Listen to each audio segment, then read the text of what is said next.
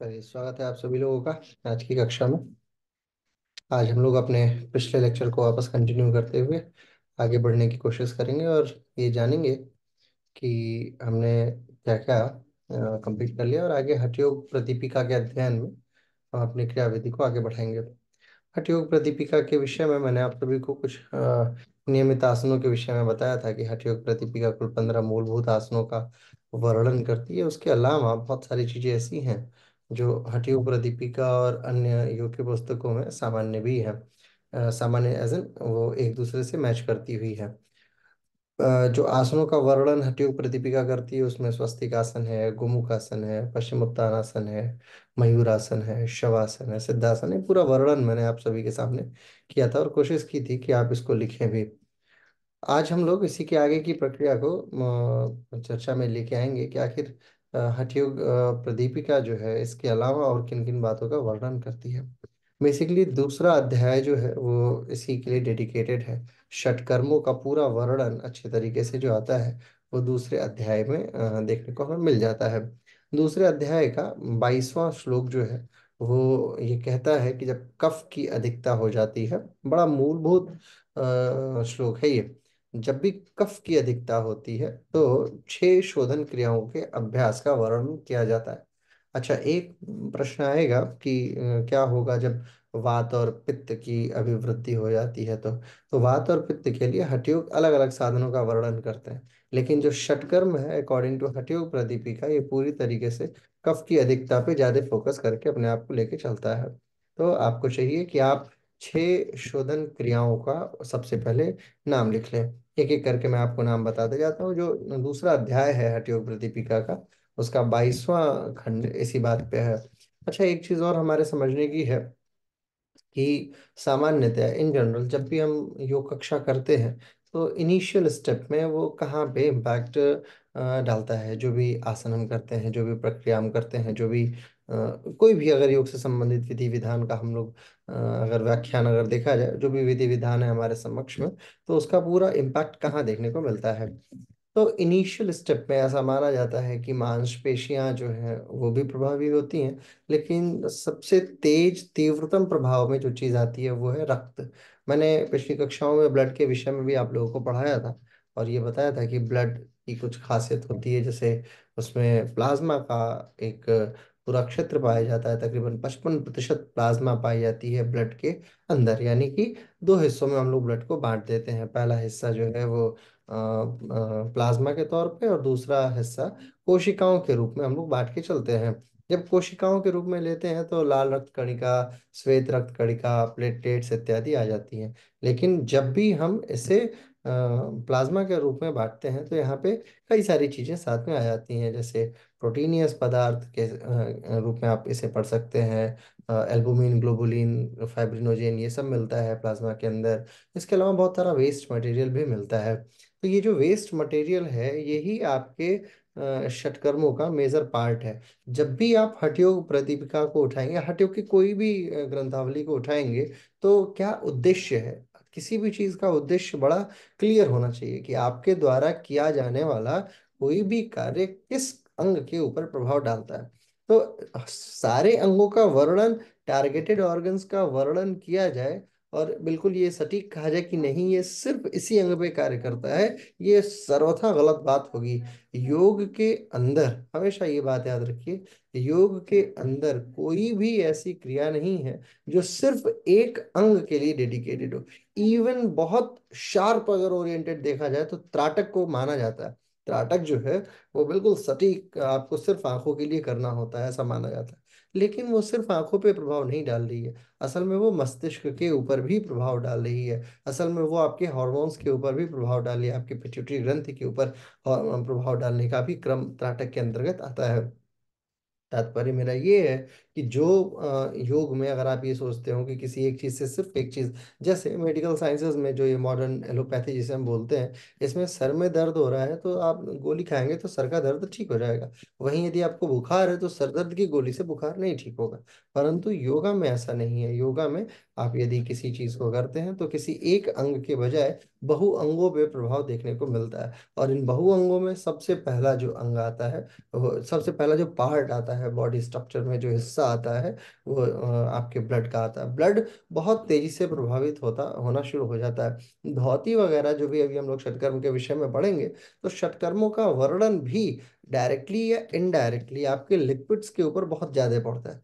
यदि हम लोग देखें नेति, धोती, नौली, वस्ती, त्राटक, कपालभाति, इन सारी चीजों को अगर आप देखेंगे तो इसका बहुत बड़ा हिस्सा आपके ब्लड से संबंधित चीजों पे पड़ेगा। अभी मैं ये सिद्ध कर दूंगा कि कैसे, किन किन चीजों के माध्यम से ये ब्लड के ऊपर इम्पैक्ट डालता है। तो सबसे पहले 6 शोधन क्रियाएं हठयोग प्रदीपिका के दूसरे अध्याय के 22वें श्लोक में कही गई हैं। ये आप रेफरेंस लिख लीजिए। रेफरेंस के बाद क्या क्या कही गई हैं, तो सबसे पहला है धोती।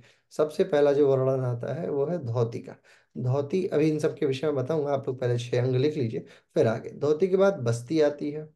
बस्ती, इसे वस्ती या बस्ती दोनों बोला जाता है। बस्ती। फिर तीसरा है नेति। नेति। चौथा है त्राटक। त्राटक। पांचवा है नौली। और छठा कपाल भाती।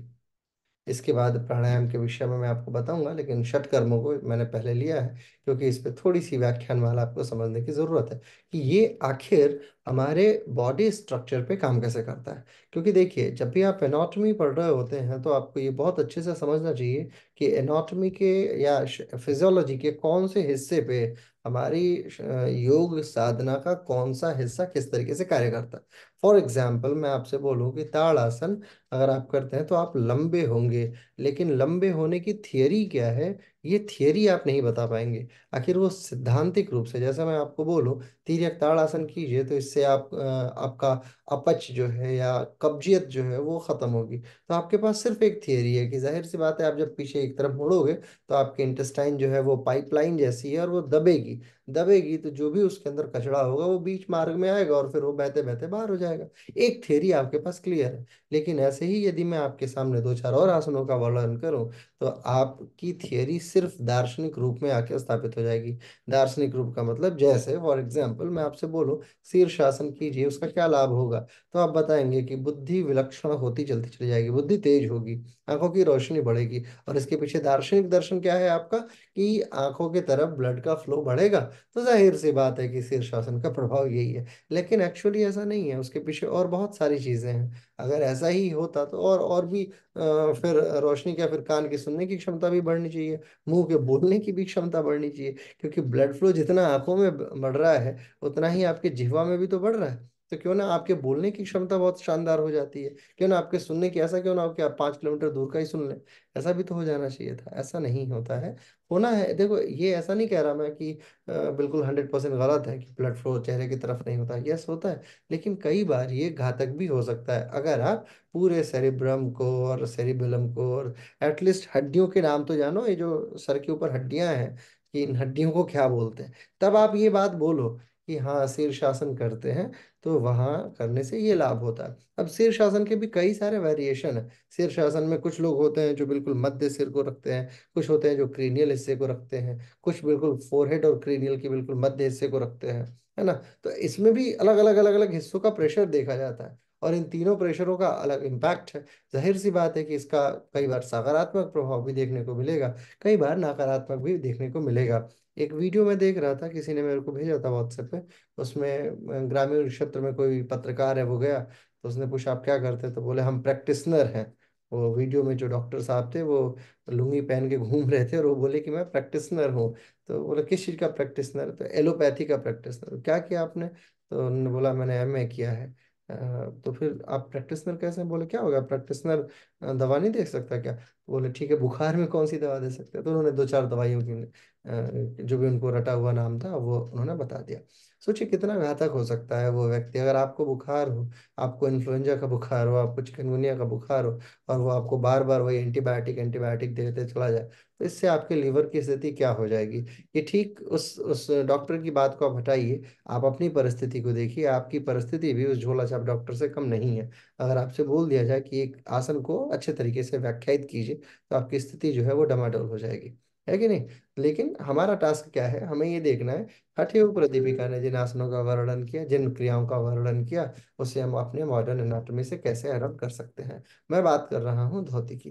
धोती क्या चीज होती है? धोती बेसिकली एक इसको माना जाता है कि 15 हाथ का एक कपड़ा होता है, जो 4 इंच 4 अंगुल के चौड़ाई के बराबर होता है। यानी जो उंगलियां है ना, इतना ही चौड़ा होता है 4 अंगुल का। और लगभग लगभग कई बार इसे देखा जाए तो आप मीटर में देखें तो 3 3 मीटर 2 मीटर के आसपास लोग होते हैं, लेकिन कपड़ा कम खाते हैं, इतना ज्यादा खा नहीं जाते हैं। बस ये होता है हाथ के हिसाब से देखते हैं कि 12 से 15 हाथ के बीच में उस कपड़े का सेवन किया जाता है। अब क्या इसके पीछे साइंस क्या है, कैसे इसे समझा जा सकता है? तो धोती, जो वस्त्र धोती होती है, अच्छा धोती में भी दो हिस्से हैं। एक चीज याद रखिएगा, एक तो वस्त्र धोती है, एक दंड धोती है। वस्त्र धोती जो व्यक्ति सेवन करता है, उसमें सबसे पहली चीज जरूरी है कि एक एक आदर्श गुरु हो, जो स्वयं एटलीस्ट सिद्ध किए हुए हो। दिल्ली में थोड़े दिन पहले एक कार्यक्रम था, वहां पे मैं एक व्यक्ति से मिला।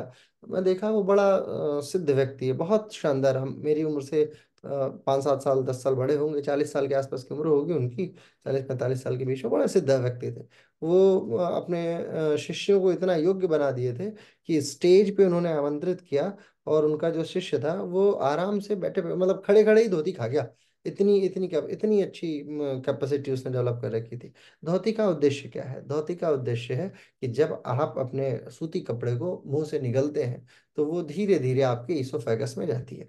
और सूती कपड़ों की खासियत ये होती है कि वो जो भी चिपकने वाला पदार्थ होता है उसको अपने साथ चिपका लाती है, जो भी अननेसेसरी चीजें हैं। बहुत सारा ऐसा एलिमेंट है। कभी आपके मुंह से पीले रंग का जो थूक होता है, आपने थूका है कभी? आपने उसको एनालिसिस किया है, उसका उसको देखा, अंदाजा लगाया है ना? वो क्या है, वो चिपकने वाला होता है। जैसे ही आप किसी जगह पे अगर थूकते हैं, जैसे फॉर एग्जाम्पल आपने वॉश बेसिन में सुबह ब्रश करके अगर स्प्लिट करा, तो आप देखेंगे वो चिपक जाता है। बाकी जो ब्रश का है, जो भी कोलगेट या क्लोजअप है, वो तो बह जाता है, लेकिन उसके लिए एक्सेस एफर्ट लगाना पड़ता है, वो निकल के जाता है। कई बार ऐसा भी होता है, आपने सुबह देखा होगा कि गला फंसा रहता है, आपको बार बार ऐसे करना पड़ता है ताकि गला क्लियर हो जाए। ऐसा क्यों हो रहा है? क्योंकि वो जो लेयर है, आपकी इसोफेगस की जो लेयर है, उस पे ये टॉक्सिक्स जो है, ये एक साथ में चिपके पड़े हैं।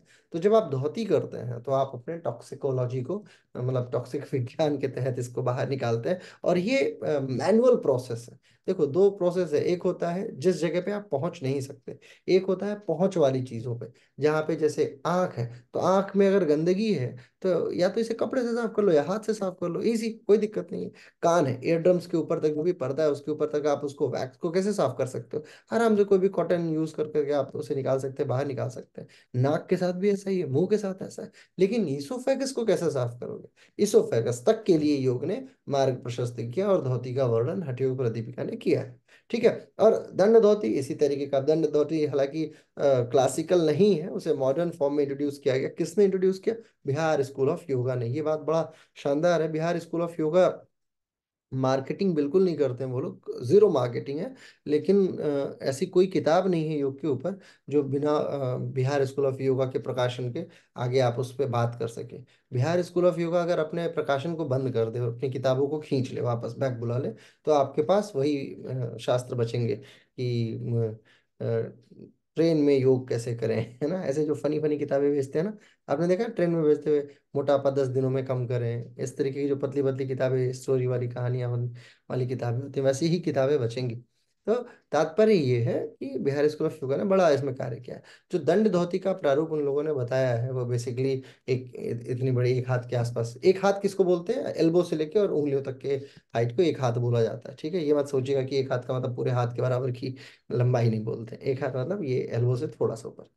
तो उसमें क्या होता है, एक एक लगभग लगभग मान के चलिए 1 इंच डायमीटर, टोटल डायमीटर अगर 1 इंच देखा जाए, तो उसी के डायमीटर के आसपास की एक रबड़ की लंबी सी एक डंडे के समान फ्लेक्सिबल चीज होती है, जिसको हम आराम से मुंह में भेजते हैं, धीरे धीरे धीरे धीरे। हालांकि ये नव योगियों के लिए नहीं है, जो नए नए लोग होते हैं उनके लिए नहीं है, जो सिद्धस्त हो चुके हैं, बड़े अब लंबे समय से अभ्यास कर रहे हैं, उन लोगों के लिए है। लेकिन अगेन, ये हठयोग प्रदीपिका का हिस्सा नहीं है। तो मैं आपको फिर भी मार्क कर रहा हूँ कि आपके हठयोग प्रदीपिका का जो हिस्सा है, वो सिर्फ जो वस्त्र धोती है उसका वर्णन आता है। आगे है वस्ती। वस्ती के विषय में जब हम बात करते हैं तो वस्ती इन द सेंस की जो नाभि का हिस्सा है, नाभि के आसपास का जो हिस्सा है, उसे उसे उसे उस हिस्से के आसपास जो इंटेस्टाइन है उसे उसकी स्वच्छता का पूरा वर्णन वस्ती के तहत आता है। अच्छा, वस्ती के कई प्रकार हैं। वस्ती में आपने देखा योग में पढ़ा होगा गतिकारिणी क्रिया, व्याघ्र क्रिया, ये सब जो है डायरेक्टली या इनडायरेक्टली आपके स्टमक यानी इंटेस्टाइन से संबंधित है, आपके पाचन संस्थान से संबंधित है। षटकर्मों का आप वर्णन उठा के देखिए तो नेति, त्राटक, ठीक है, ये दोनों अगर हटा दिया, नेति नाक से और त्राटक आंख से, इन दोनों को हटा दिया जाए तो बाकी वस्ती, धौती और नौली और कपालभाति, ये सब आपके स्टमक से, इंटेस्टाइन से, इसोफेगस से संबंधित प्रक्रिया यानी फूड पाइपलाइन, जो फूड जर्नी है उससे संबंधित है। तो तात्पर्य ये है, हठयोग प्रदीपिका इस पे इतना एम्फेसिस इसलिए करती है आपके डाइजेस्टिव सिस्टम पे, क्योंकि डाइजेस्टिव सिस्टम जो है वास्तविकता में सबसे इंपॉर्टेंट सिस्टम है आपके पूरे शरीर में, और इसके अंदर टॉक्सिक्स के आने की संभावनाएं इन जनरल बाकी अन्य सिस्टम्स की अपेक्षा ज्यादा होती है। ये बात बहुत अच्छे से आप समझ लीजिए। बाकी सिस्टम्स में जैसे नर्वस सिस्टम है, इसमें टॉक्सिक आने का मतलब है कि आप बीमार हो जाएंगे। बाकी अगर आप सर्कुलेटरी सिस्टम है उसमें कोई टॉक्सिक आता है तो आप बीमार हो जाएंगे। अगर आप रेस्पिरेटरी सिस्टम में कोई हैवी टॉक्सिक आता है, हालांकि रेस्पिरेटरी डाइजेस्टिव के बाद बहुत लंबे समय तक झेल झेल सकने वाला सिस्टम माना जाता है। रेस्पिरेटरी सिस्टम में यानी कि जैसे आप डस्ट और धूल दुनिया भर की चीजें डेली सूंघते हैं, खींचते हैं, तो भी ये काम चला देता है। बट स्टिल डाइजेस्टिव सिस्टम के पास टॉक्सिक जाने की संभावना एक दिन में 3-4 बार तो होती ही होती है, क्योंकि आप जितनी बार भोजन करते हैं उतनी मात्रा आप टॉक्सिक की भेजते हैं। तो षट कर्मों ने सबसे ज्यादा यदि किसी चीज पे जोर दिया है तो वो है आपका आपका डाइजेस्टिव सिस्टम। तो वस्ती के विषय में हम लोग वार्ता कर रहे हैं। तो वस्ती का मतलब बस यही है कि जहाँ पे एक एक तालाब के तरीके से मान लीजिए, जहाँ से गुदा द्वार से पानी खींचा जाता है, इस तरीके की प्रक्रिया बताई गई है, और उसमें पानी लेते हैं, और फिर जब आप हल्का हल्का नौली करेंगे ना तो वो पानी अंदर संकुचित होगा और उसके बाद फिर उधर से बाहर निकल के चला जाएगा। वस्ती के तहत ये प्रक्रिया आती है, एडवांस वस्ती में इसे देखा जाता है, और ये बड़ा रेयर भी माना जाता है, बहुत मतलब डिफिकल्ट टास्क माना जाता है। अगेन ये बिना अभ्यास के, बिना लंबे अभ्यास के कंप्लीट नहीं हो सकती है। ये किन किन चीजों को ठीक कर सकती है? आपके स्प्लीन ओरिएंटेड डिजीजेस को ठीक करने के लिए वस्ती प्रक्रिया बहुत हेल्पफुल होती है। यदि ये प्रश्न पूछा जाए कि स्प्लीन से या निम्न में से कौन षटकर्म है जो जो स्प्लीन को ठीक कर सकता है या लोअर इंटेस्टाइनल ऑर्गन्स को ठीक कर सकता है, जैसे गुदाद्वार हो गया या लार्ज इंटेस्टाइन के तीनों हिस्से जो होते हैं उनको ठीक करने की संभावना यदि किसी में है, तो वो वस्ती के अभ्यास से ठीक किया जा सकता है। इसके बाद आती है नेति। नेति के विषय में आप बाखूबी जानते हैं। नेति वैसे तो रबड़ नेति अगेन एक नया फॉर्मूला फॉर्मुलेट किया गया, बिहार स्कूल ऑफ योगा ने इसे बहुत अच्छे से पॉपुलराइज भी किया, हालांकि भी किया सायंगर गुरु जी भी इसका उपयोग करते थे, और नए जमाने में यानी 18वीं शताब्दी के बाद से ये उपयोग में आना शुरू हुआ है, जब से रबड़ का आविष्कार मानव के लिए सुलभ हुआ है। लेकिन उसके पहले सूत्र बनाया जाता था, और बड़ा सुंदरतम सूत्र बनाया जाता था। आजकल तो ऐसे सूत्र नहीं देखने को मिलते हैं, लेकिन हम लोग के यहाँ विश्वविद्यालय में ये सूत्र मिलता था। उसे क्या करते हैं, अच्छे से पिरोते हैं, थोड़ा हार्ड करते हैं उसका जो फ्रंट हिस्सा होता है, और फिर आराम से उसे नासा छिद्र में प्रवेश कराते हैं, और नासा छिद्र में प्रवेश करा के मुंह से बाहर निकाल लेते हैं। तो ये नेति के तहत आता है। नेति ऐसा, वैसे तो हठयोगी जो होते हैं वो कई कई बार एक एक नाक से 3-3, 4-4, 5-5 नेति प्रवेश करा लेते हैं, लेकिन ऐसा अभ्यास नहीं करना चाहिए। आप आराम से एक नेति भेजिए और एक हिस्से के साइनस वाले गैप्स को ठीक कीजिए। साइनस का मतलब क्या है? खोखला स्थान है जो जिसके कारण से वायु आती है। जैसे मेरी आवाज है, आप फोन पे सुनेंगे तो आप बाखूबी पहचान जाएंगे, अगर आप अमर राणा की आवाज सुनेंगे तो पहचान जाएंगे, ठीक है। ये आवाजों में परिवर्तन क्यों हो रहा है? हमारा एपिग्लॉटिस तो लगभग सेम ही सेम है, बस ये है कि हमारे जो साइनस में गैप अलग अलग तरीके से डिजाइंड है। हम सभी का चेहरा थोड़ा सा अलग तरीके से डिजाइंड है, तो गैप अलग होता है, और इसी कारण से आवाज की पिच, उसकी तारतम्यता, उसकी आवृत्ति, फ्रीक्वेंसी, ये सारी चीजें परिवर्तित होती रहती हैं, परिवर्तित होती रहती है। साइनस यदि हो जाए तो किसी व्यक्ति को लगातार सर में दर्द बना रह सकता है, यहाँ भारीपन, हैवीनेस बना रह सकता है। एक बच्चे को योगा कराने के लिए मुझे आमंत्रित किया गया, उसकी परीक्षाएं थी, नीट वगैरह, वो प्रिपरेशन कर रहा था, और मुझे बताया गया कि ये एक्सेस मात्रा में पढ़ाई करता है, 15-15, 20-20 घंटे, और इसे कुछ याद नहीं रह पाता। क्यों? क्योंकि बार बार उसका ध्यान यहीं पे जा रहा होता है, लगातार वो श्वास पूरी नहीं कर पा रहा है। इसका मतलब ये था कि उसे साइनस हुई पड़ी थी, और साइनस का कारण क्या था? सुबह से लेके शाम तक, जस्ट जैसे मान लो मैं आपको पढ़ा रहा हूँ और मेरे बिल्कुल सामने एसी लगा हो और एसी सीधा मेरे मुंह पे आ रहा, तो जाहिर सी बात है कि यदि कोई क्लोरोफ्लोरोकार्बन वाली या फ्रीऑन गैस वाली या जो भी गैस यूज करते हैं आप उसमें, वो डायरेक्टली आपके मुंह पे आएगी, तो आपके नासा छिद्र के लिए तो छोड़िए, आपके छाती के लिए भी बेकार है। जब ठंड में हम लोग बाहर जाते हैं, जैसे आप मान लीजिए भारत में है तो कश्मीर चले जाएं, या विदेश में है तो स्विट्जरलैंड चले जाएं, और वहाँ एक्सेस मात्रा में ठंडी हो रही है, अमेरिका के किसी राज्य में चले जाएं आप, वहाँ बहुत ज्यादा बर्फबारी हो रही है, बहुत ठंडी हवाएं चल रही हैं, तो वो आपके लिए अगेन साइनस का कारक बना सकती है।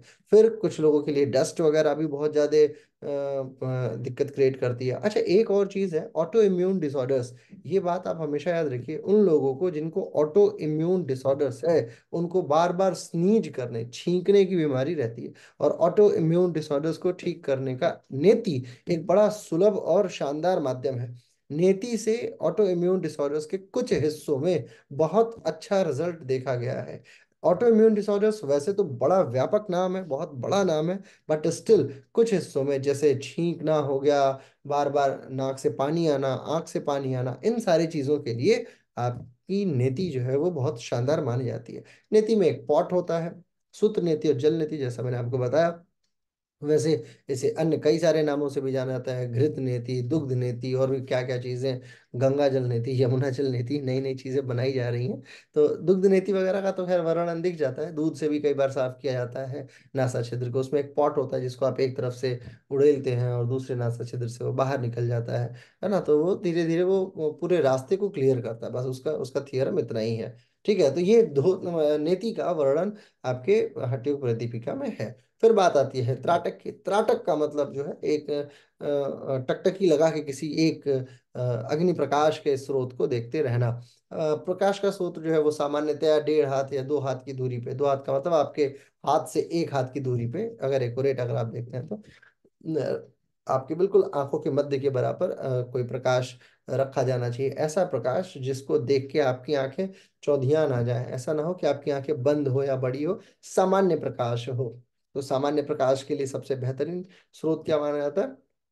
दीपक, घृत दीपक हो, या आजकल मोमबत्ती का भी प्रयोग करना शुरू कर दिया गया है। मोमबत्ती का प्रयोग भी कर सकते हैं, बट घृत दीपक हो, और ऐसा दीपक हो जो आपके तरफ प्रकाशोन्मुख हो।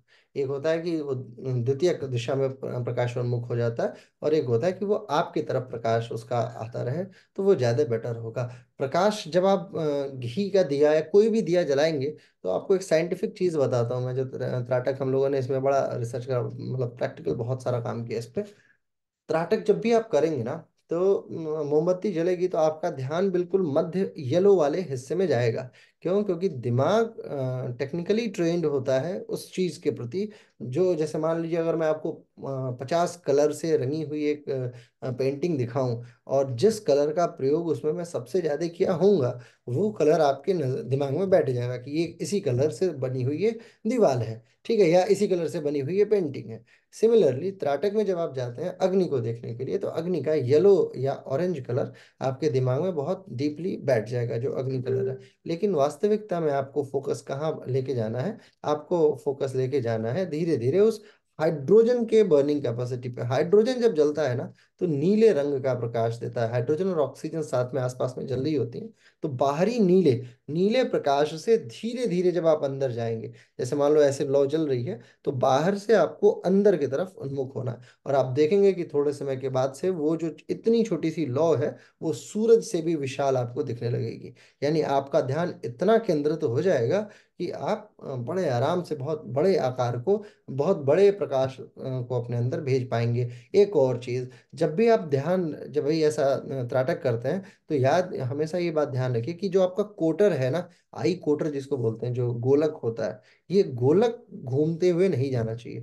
यानी ऐसा ना हो कि आप ये जो आपकी कॉर्निया है, ये त्रिविमीय हो जाए, ट्रायंगुलर हो जाए, ऐसा नहीं। आपको बिल्कुल सामने देखना है, और सामने देखने के बाद जब बिल्कुल ऐसे आंखें बड़ी करके देखोगे, ऐसे नहीं कि ऐसे करते करते चलते चले जाओ, ऐसे अगर करते जाओगे ना, तो वो आपको वापस सर में दर्द देना शुरू कर देगा। और ये एक बहुत निगेटिव चीज है जो त्राटक के विषय में लोग नहीं जानते।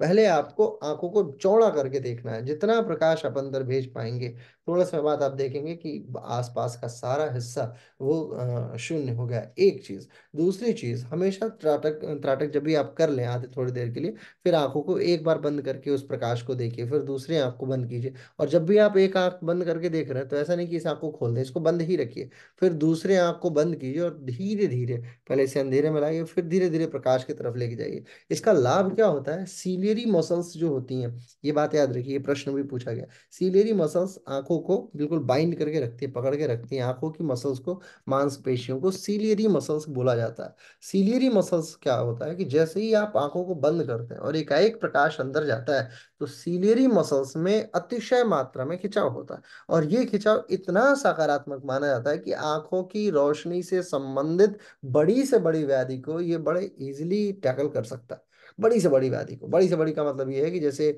बेलनाकार पीछे, आंखों के पीछे एक आप समझिए एक लेंस होता है, आपने देखा होगा कि जिसमें हर चीज जनरली दिखती है, सामान्य दिखते हैं, परंतु आवर्धित करके देखने के लिए, आवर्धित यानी मैग्नीफाइड करके बड़ा करके देखने के लिए नीचे थोड़ा सा लेंस अलग तरीके का होता है। आपने देखा है ऐसा चश्मा, जो वैसे तो सामान्य होता है लेकिन नीचे थोड़ा सा गोला सा बना रहता है, मैग्नीफाइड करके यानी बड़ा करके दिखाने के लिए। वो बड़ा करना और छोटा करना वो सब पूरा नॉर्मल होता चलता चला जाएगा। आजकल बच्चों के अंदर ये बड़ी परेशानी देखने को मिल रही है, तो क्या बच्चों को भी त्राटक कराएं? बिल्कुल नहीं। बच्चों को शुरुआत में त्राटक कराने का मतलब है कि आप उनके मेंटल कैपेसिटी के ऊपर पॉजिटिव इम्पैक्ट के बजाय एक लॉन्ग टर्म उसके दिमाग को एक्टिवेट कर देंगे कि वो त्राटक पे ही डिपेंडेंट हो जाएगा। त्राटक बच्चों को इंट्रोड्यूस करने से पहले, 6 साल से छोटा बच्चा होता है तो त्राटक बिल्कुल इंट्रोड्यूस मत कीजिए। 6 साल से छोटे बच्चे को योग तो वैसे भी बहुत होल्ड करके कराया जाता है, बट स्टिल अगर आप चाहते हैं कि उसे त्राटक कराएं तो पहले उसे प्रिकॉशनरी चीजें सारी दे दीजिए, ताकि एक चीज मैं आपको बताऊं कि जीवन में मनुष्य का अगर एक कोई अंग है जो हमेशा एक जैसा ही रह जाता है, तो वो है आंखों के बीच की पुतली। ये जो काला जो हिस्सा है, वो जन्म लिया हुआ जो बच्चा होगा ना, उसके आंख की पुतली, और मरता हुआ जो बूढ़ा व्यक्ति होगा, दोनों की पुतली हमेशा बराबर रहने वाली, जो ये ब्लैक वाला हिस्सा है जिसको आप कॉर्निया के नामों से जानते हैं, है ना। तो लेकिन उसके देखने की क्षमता बहुत अलग होती है। 2 महीने का जो जन्म लिया हुआ बच्चा होता है उसे 1 फीट तक ही क्लियर दिख पाता है, बाकी सब विजिबल क्लियर नहीं होता। आप देखिए छोटे बच्चे को, जिनके घर में छोटा बच्चा होगा, वो ये बात महसूस कर पाएंगे। छोटा बच्चा अगर आप उसे 2 फीट 3 फीट 4 फीट की दूरी पे चले जाएंगे ना, तो वो सिर्फ आपको आवाज से पहचानेगा तो पहचान पाएगा, नहीं तो वो देख के आपको नहीं पहचान पाएगा। ठीक है, और जैसे जैसे आप करीब आते जाएंगे तो वो आपको पहचानना धीरे धीरे क्लियर हो जाएगा। जब वो 2 साल का होगा या 1 साल का होगा, तो फिर उसकी विजिबिलिटी फुल होती है, फुल लेंथ तक पहुंचती है। इसलिए छोटे बच्चों को तो त्राटक बिल्कुल भी नहीं कराना चाहिए। इनिशियल स्टेप में क्या करा सकते हैं, अगर आपको आवश्यकता है तो थोड़ा सा पहले पालक का जूस वगैरह देना शुरू कीजिए, है ना। और लहसुन को बहुत अच्छा माना जाता है, तो ये दोनों चीजें मिला के अगर आप यूज करते हैं तो वो आपके लिए, आपकी आंखों के लिए बेटर माना जाता है। शीत ऋतु में अगर आप हरे घास पे चलते हैं तो भी वो बहुत शानदार माना जाता है आपके आंखों के लिए। तो अगर आप त्राटक का कुछ सब्स्टिट्यूट ढूंढना चाहते हैं तो वो एक मैंने आपको एडिशनल जानकारी दे दी है।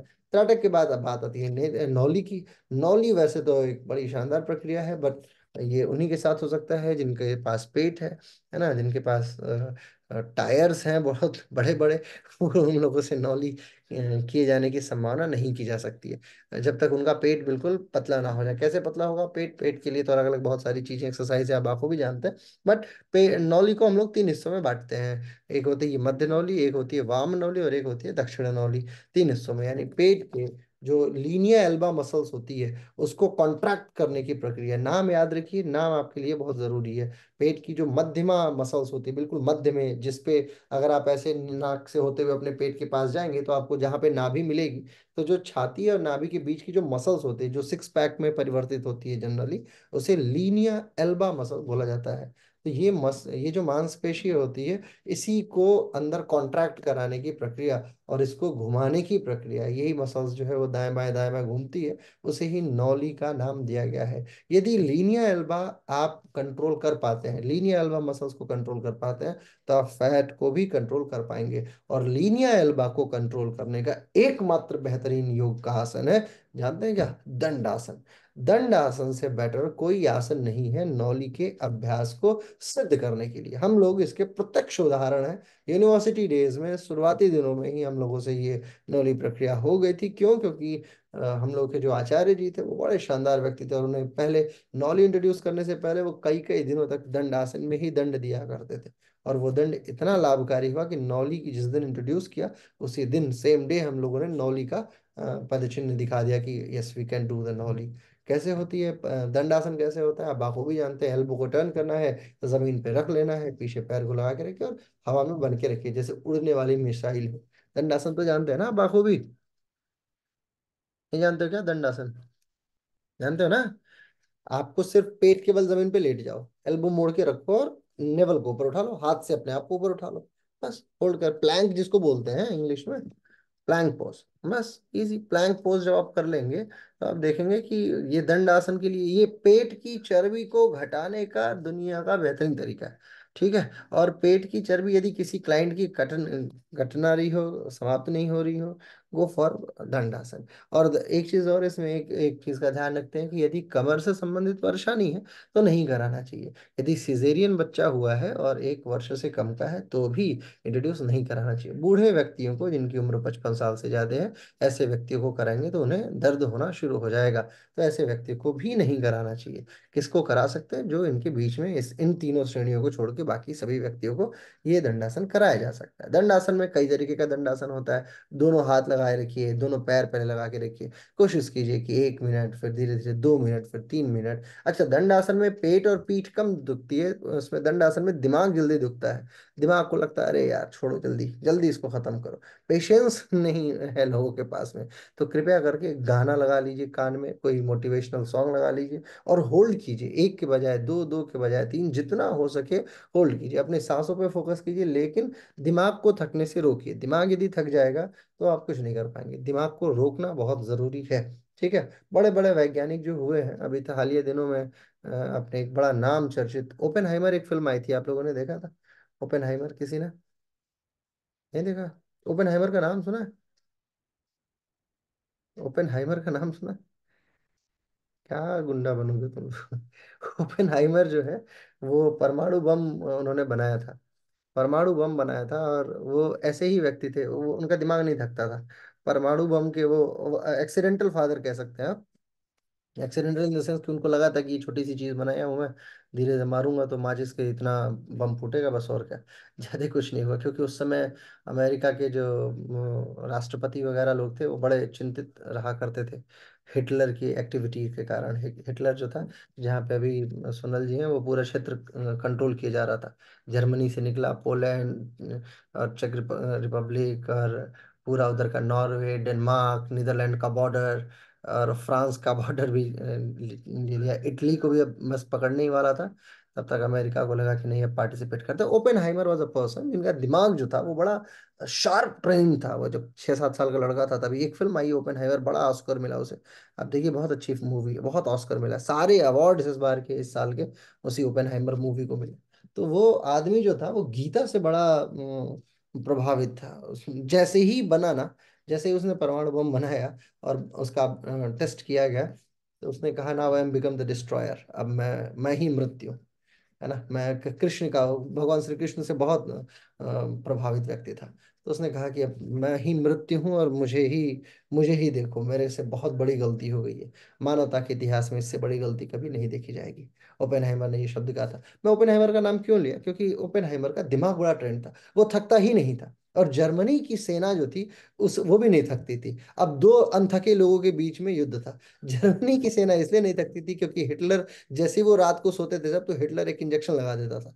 ठीक है। तो जर्मनी की सेना फिर 4 दिन तक दौड़ती थी। और उनकी एक नीति थी जिसको ब्रिट स्पिट बोलते, एक नीति चलाता था हिटलर, कि आप सोचोगे कि पोलैंड से नीदरलैंड जाने में 2 दिन का समय है यदि पैदल, तो हिटलर क्या करता था, इंजेक्शन लगा देता था और वो सेना 2 दिन के बजाय आधे दिन में पहुंच जाती थी। तो पोलैंड की सरकार दंग रहेगी कि अरे ये कैसे, ये तो संभव ही नहीं था। क्यों? क्योंकि वो दिमाग नहीं थकता था। ठीक है। और ओपेनहाइमर का दिमाग इसलिए नहीं थकता था क्योंकि वो सोचते रहता था। उसने पब्लिकली कह रखा था कि मेरे को दोस्त नहीं चाहिए, मेरे को फिजिक्स चाहिए। अगर आपसे उससे पूछा गया था कि व्हाट यू वांट, फ्रेंड्स और फिजिक्स, उसने कहा आई नीड फिजिक्स। हालांकि केमिस्ट्री ग्रेजुएट था, केमिस्ट्री पीएचडी था। ठीक है। तो ऐसे ही आपको आपको आपसे 2 मिनट की अभिलाषा की जाती है कि जब भी आप दंड आसन करेंगे, प्लैंक आसन करेंगे, तो दो 2 मिनट अपने दिमाग को ट्रेन कीजिए कि 2 मिनट तक तो एटलीस्ट ना थके। 2 मिनट अगर आप 3 बार करते हैं तो यकीन मानिए आपकी नौली जो है वो सिद्धता की तरफ आगे बढ़ निकलेगी। और जैसे ही एक बार आप अपने लीनियर एल्बो मसल्स को कंट्रोल में लाए, फिर देखिए क्या कहानी शुरू होती है। फिर आपके पेट का अपच, अजीर्ण, अतिसार जैसे तमाम रोग जो है वो इंस्टेंट, तुरंत तुरंत छूमंतर गायब, खत्म। क्योंकि जैसे ही मामला कहीं भी फंसेगा, सपोज करो आपने कुछ खाया, समोसा खाया, उसका हिस्सा जाके आपके आंत में फंसा पड़ा, रुका पड़ा, वो पार ही नहीं हो रहा, तो आप क्या करोगे, एक बार अंदर फैन चलाओगे नौली का, और फिर सारी चीजें बिल्कुल मध्य मार्ग में आके इंस्टेंट बाहर। तो नौली बड़ी शानदार प्रक्रिया। षट कर्मों में अगर कोई मेरे से पूछे कि सेकंड नंबर आपका फेवरेट क्या है, तो मैं नौली को ही बोलूंगा। और फर्स्ट नंबर पे एज यूजुअल आपको पता ही है कि कपालभाति से बेहतरीन कोई चीज नहीं है, क्योंकि इस पे दर्शन, एनाटॉमी, फिजियोलॉजी, फिलोसफी सब कुछ इक्वल मात्रा में लागू हो जाता है। तो kapalbhati is my favourite shatkarma. But meanwhile अगर एक्चुअल षटकर्म की बात की जाए, हालांकि मैं कपालभाति को षटकर्म नहीं मानता हूँ, बट किताबें मानती हैं, हठयोग दीपिका मानती है ना, तो मानना पड़ेगा हमें भी। बट नौली अगला अगला बहुत इंपॉर्टेंट हिस्सा है। अब बात आती है कपाल भाती की। कपाल भाती में कपाल शब्द क्यों है भगवान जाने, भाती शब्द इसलिए है कि धौकनी के समान एक जो धुएं के लिए पहले के जमाने में चूल्हे पे खाना बना करता था, तो फूंकने के लिए एक इंस्ट्रूमेंट यूज होता था जिसे भांति बोलते थे, भांति। तो उसी भांति से तो बेसिकली हमारे अंदर अग्नि प्रदीप्त हो, जठराग्नि प्रदीप्त हो, इसके लिए कपाल भाती किया जाता है। लेकिन प्रैक्टिकल इम्पैक्ट इसका बड़ा गलत है। कपालभाति अगर आप करेंगे तो आप देखेंगे कॉन्स्टिपेशन आपका बढ़ जाएगा। अगर आपको कॉन्स्टिपेशन है तो यकीन मानिए कपालभाति करके आप अभ्यास करके देख लीजिएगा। ऐसा नहीं है कि मैं एक केस पे बोल रहा हूँ, कम से कम 200 से ज्यादा केस पे मैंने ये अप्लाई करके देखा है। कपालभाति का सीधा इम्पैक्ट इनिशियल स्टेप में, शुरुआती स्टेप में उसको बढ़ा देता है, कॉन्स्टिपेशन की मात्रा को। बट कपाल भाती एक्चुअली कॉन्स्टिपेशन और पेट के लिए है ही नहीं। कपाल भाती का बेजर हिस्सा जो है वो कपाल गुहा से लिया गया है, कपाल गुहा से, फोरहेड से या अपर हेड से, है ना, फ्रंटल और ऑक्सीपिटल पैराइटल लॉबीज के आसपास का जो हिस्सा है उससे लिया गया। कपाल भाती में बेसिकली झटके के साथ सांस छोड़ना होता है, लेना नहीं होता। ये श्वास स्वयं ही अंदर जाती रहेगी, सिर्फ आपको छोड़ना झटके के साथ। जब बहुत तेजी से श्वास आप छोड़ते हैं, छोड़ते जाते हैं, छोड़ते जाते हैं, तो ब्लड बिल्कुल आराम से पंप करते करते रफ्तार पकड़ लेता है। जैसे फॉर एग्जाम्पल आप किसी चीज को आपने ऐसा देखा है, जैसे वो एक जनरेटर देखा है जिसमें रस्सी से बांध के उसको खींचते हैं। टेम्पो आपने देखा है, ऐसा वाला टेम्पो जिसमें रस्सी पहले लगा लेते थे और रस्सी खींचते हैं तो फिर वो पार हो जाता है। अच्छा, जनरेटर आप कभी चालू किए, जनसेट जो होता है हाथ से, है ना, जब आप जनरेटर चालू करेंगे तो आपको आधा थोड़े देर के लिए 2-3 बार उसको घुमाना पड़ता है। धीरे धीरे जब आप घुमाएंगे जनरेटर को तो आप देखेंगे कि वो रफ्तार पकड़ रहा है। और जैसे ही रफ्तार पकड़ेगा और फिर आप अपने उसको निकाल लीजिए अपने हैंडल को, और जनरेटर तुरंत चालू हो जाएगा और फिर वो रफ्तार में चालू हो जाएगा। ठीक ऐसा ही कुछ टेक्निकल एस्पेक्ट आपके कपालभाति के साथ है। जब आप झटके से सांस छोड़ते हैं, छोड़ते हैं, छोड़ते हैं, तो धीरे धीरे पंप अप होना शुरू होता है ब्लड, और ब्लड पंपिंग करते करते उस हिस्से तक पहुंच जाता है। डायमेंशिया एक रोग होता है, डायमेंशिया बड़ा खतरनाक रोग होता है। डायमेंशिया में क्या होता है कि ये पैरालिसिस का बड़ा भाई मानो आप इसे, ठीक है। इसमें होता क्या है कि अगर एक पैरालाइज्ड व्यक्ति है और यदि वो उंगली को सिर्फ टेढ़ा कर दे, ऐसे करके रखे, तो आप पूरी ताकत लगा लेंगे तो भी उसकी उंगली को सीधा नहीं कर पाएंगे। डायमेंशिया की कंडीशन इतनी घातक हो जाती है, और वो चाहेगा तो बड़े आराम से कर देगा।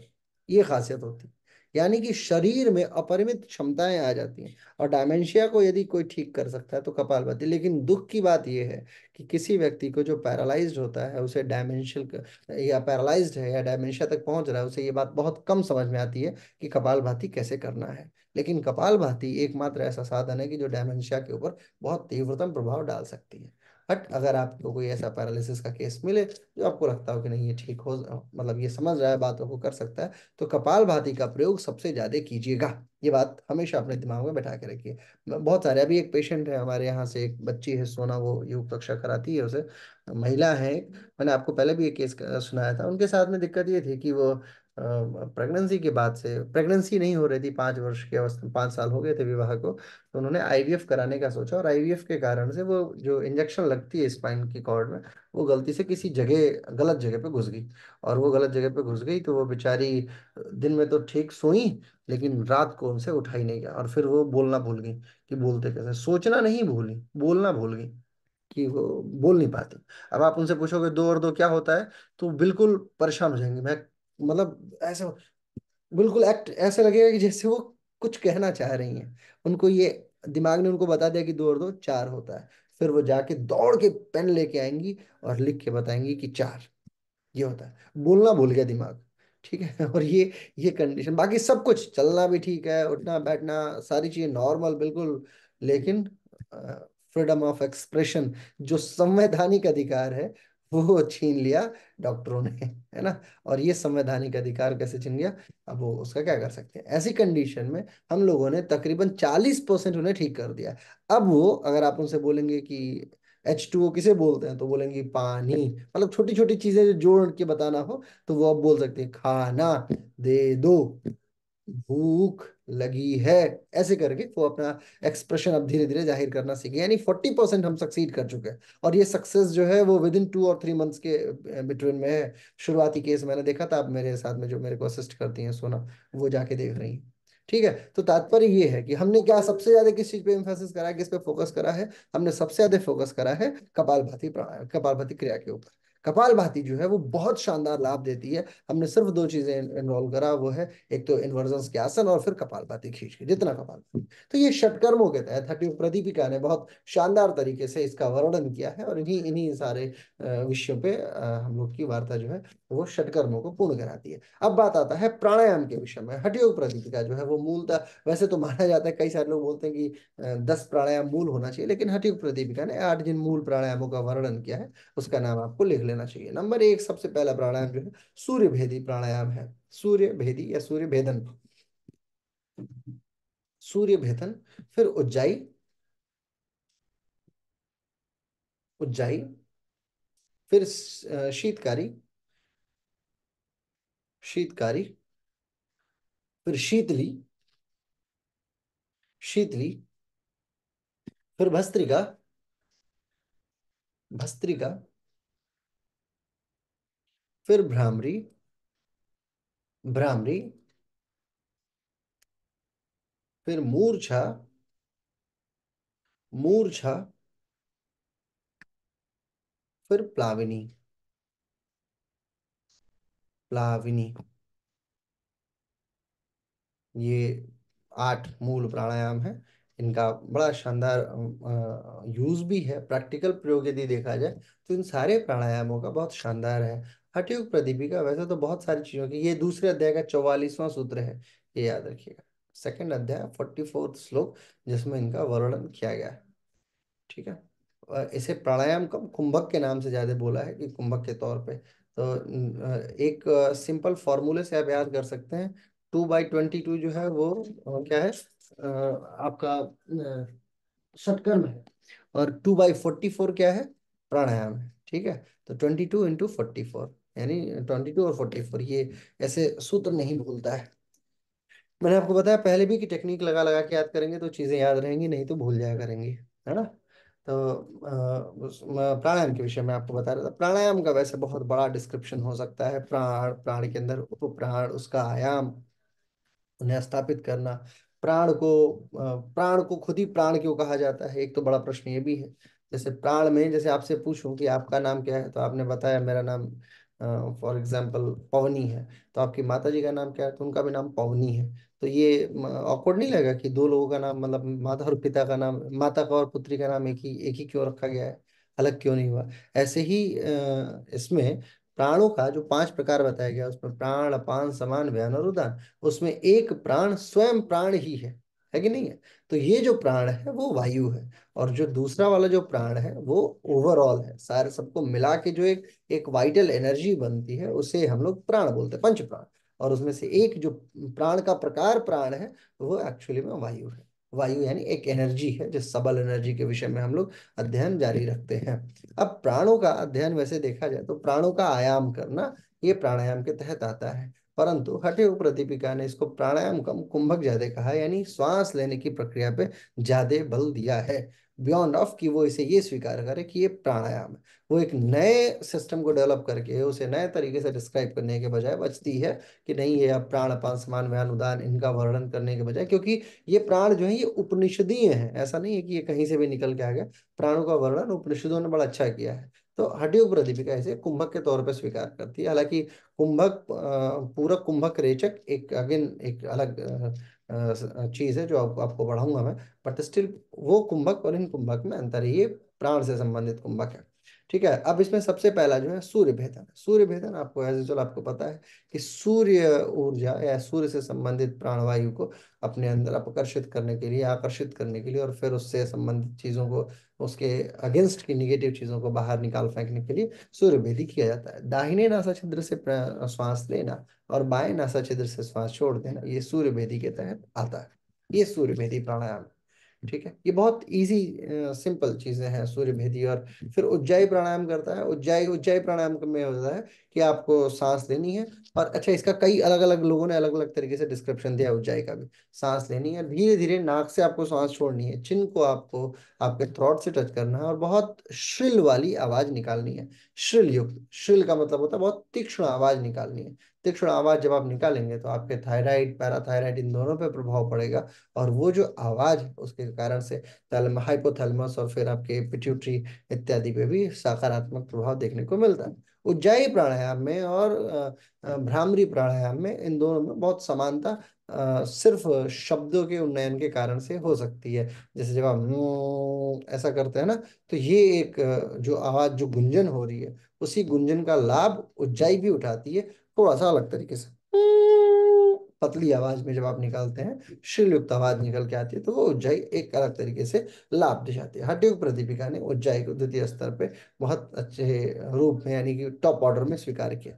फिर बात आती है शीतकारी प्राणायाम की। शीतकारी आवाज जो है वो बेसिकली उसे जीवा से आपको लेना होता है ना, इस तरीके का प्राणायाम होता है। आप ये सब तो जानते होंगे, शीतकारी प्राणायाम। फिर शीतली प्राणायाम जो होता है, जीव को मोड़ना होता है और ऐसे करके फिर सांस अंदर लेना होता है इसमें, और फिर नासा छिद्र से बाहर आपको श्वास को निकाल देना होता है, तो ये शीतली के तहत आ जाता है।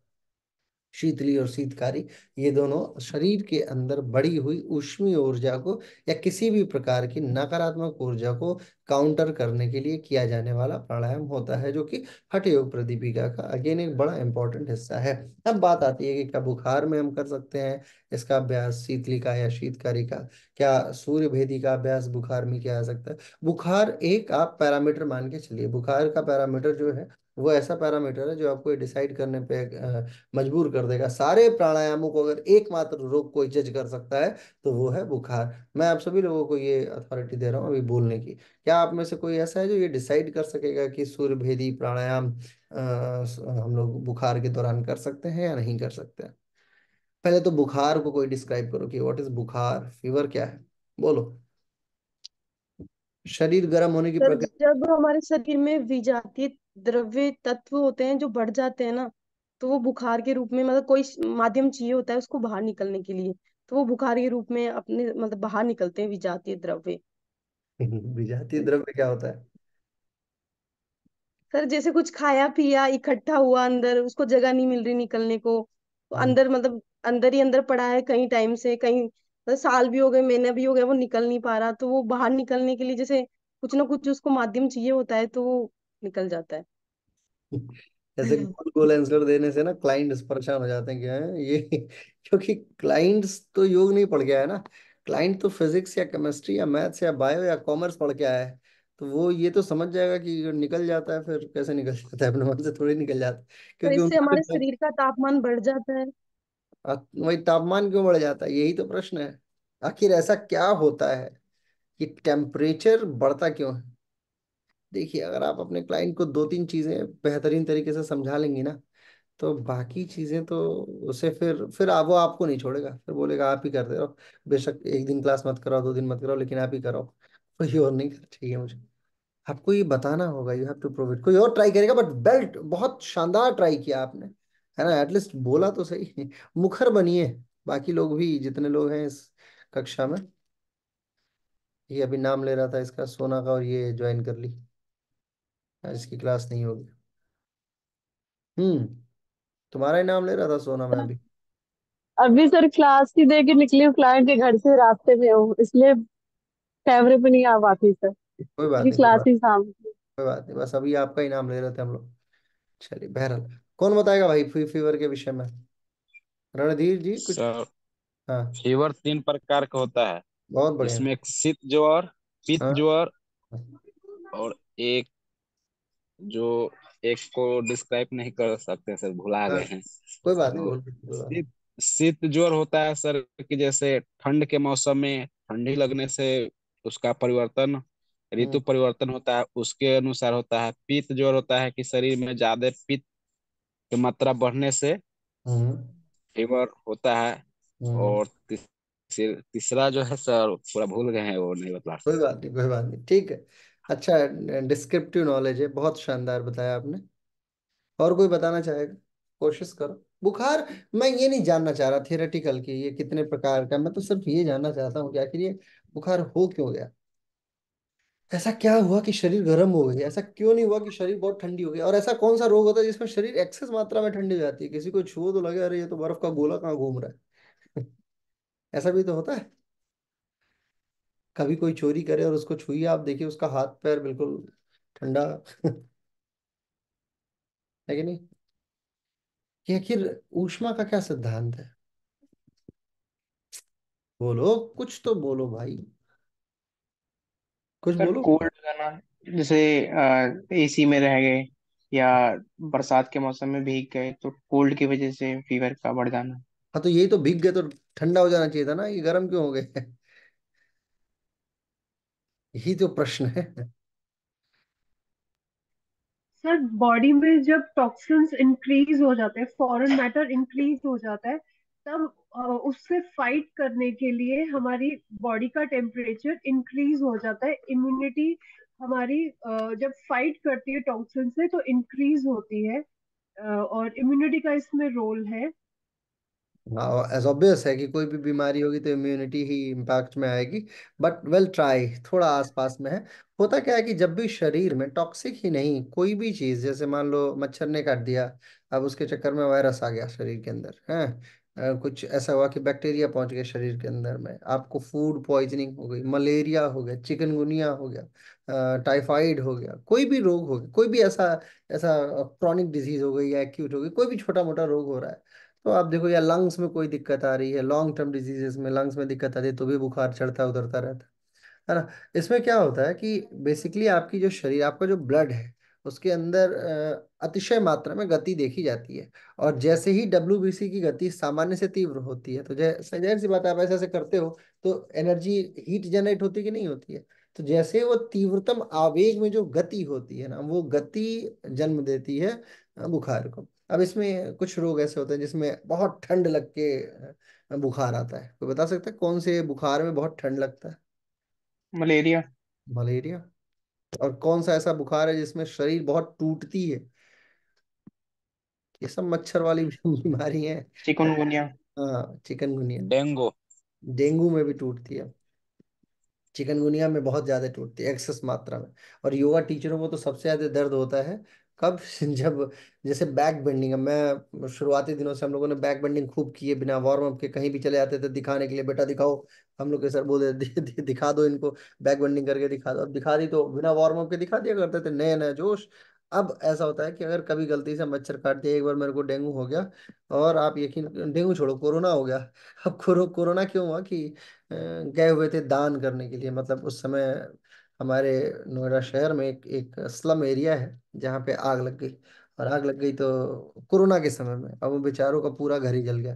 करीब करीब 50 से ज्यादा फैमिलीज ऐसी थी जो अबाउट टू बर्बादी थी, वो भूखे ही मर जाते। कोरोना तो बाद, कोरोना नहीं मारता उन्हें, भूख उन्हें मार देती। आग लग गई, कोई आया नहीं, दमकल की गाड़ियां थी नहीं, बचाता कौन उन्हें? तो सब खत्म हो गया। तो ये था कि अब समाज सेवी संस्थाएं बाहर निकली, हम लोग भी निकले, अपना अपना जो भी सेविंग्स वगैरह था उसको घर में ही, मैं तो खाना बनवा के और फिर पूरा पैकेट वगैरह ले। अब उसमें क्या था कि एक दूसरा एनजीओ वाला आया हुआ था, वो छींक दिया मुंह के ऊपर ही। ठीक है। और उसके चक्कर में कोरोना हो गया। और कोरोना हुआ मेरे साथ, मेरा एक और ऋषि जो है सर, ऋषि सर, वो हम दोनों साथी थे। हम दोनों को साथ ही हुआ, क्योंकि हम दोनों पास में ही दाल दे रहे थे किसी को। अब दाल छोड़ के वापस आए और अंदर बात मन के अंदर बैठ गई तो कोरोना हो गया। और आप यकीन मानिए, शरीर में जो सबसे ज्यादा दर्द हुआ मेरे को, वो बैक पे हुआ। कमर में ऐसा लगे कि ये हिस्सा है ही क्यों मेरे, अब क्यों होता था। फिर मुझे उस समय सारी मैंने वीडियोस रिकॉर्ड किए उस समय कोरोना के समय, क्योंकि मेरे घर के भी लोग, सभी लोग आयुर्वेद वगैरह में हैं, योग में हैं, तो सबने इंस्टेंट सबसे पहला काम किया, मेरे को घर में होम क्वारंटीन कर दिया, घर के अंदर बंद कर दिया एक कमरे में।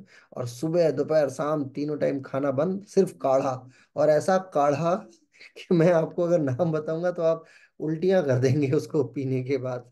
एक बूंद आप अंदर नहीं ले सकते, इतना कड़वा। मतलब कड़वा शब्द डिफाइन होता है उन चीजों के साथ। पिए जैसे तैसे पिए। और तो उस समय जो दर्द होता था, मैंने अपनी कुछ वीडियोस वगैरह मैं बनाया कि मेरे को कैसा महसूस हो रहा है कोरोना के समय। 3 दिन में कोरोना हालांकि ठीक कर लिया हम लोगों ने, बिना किसी बाहरी दवाओं के, सिर्फ आयुर्वेद के आधार पे।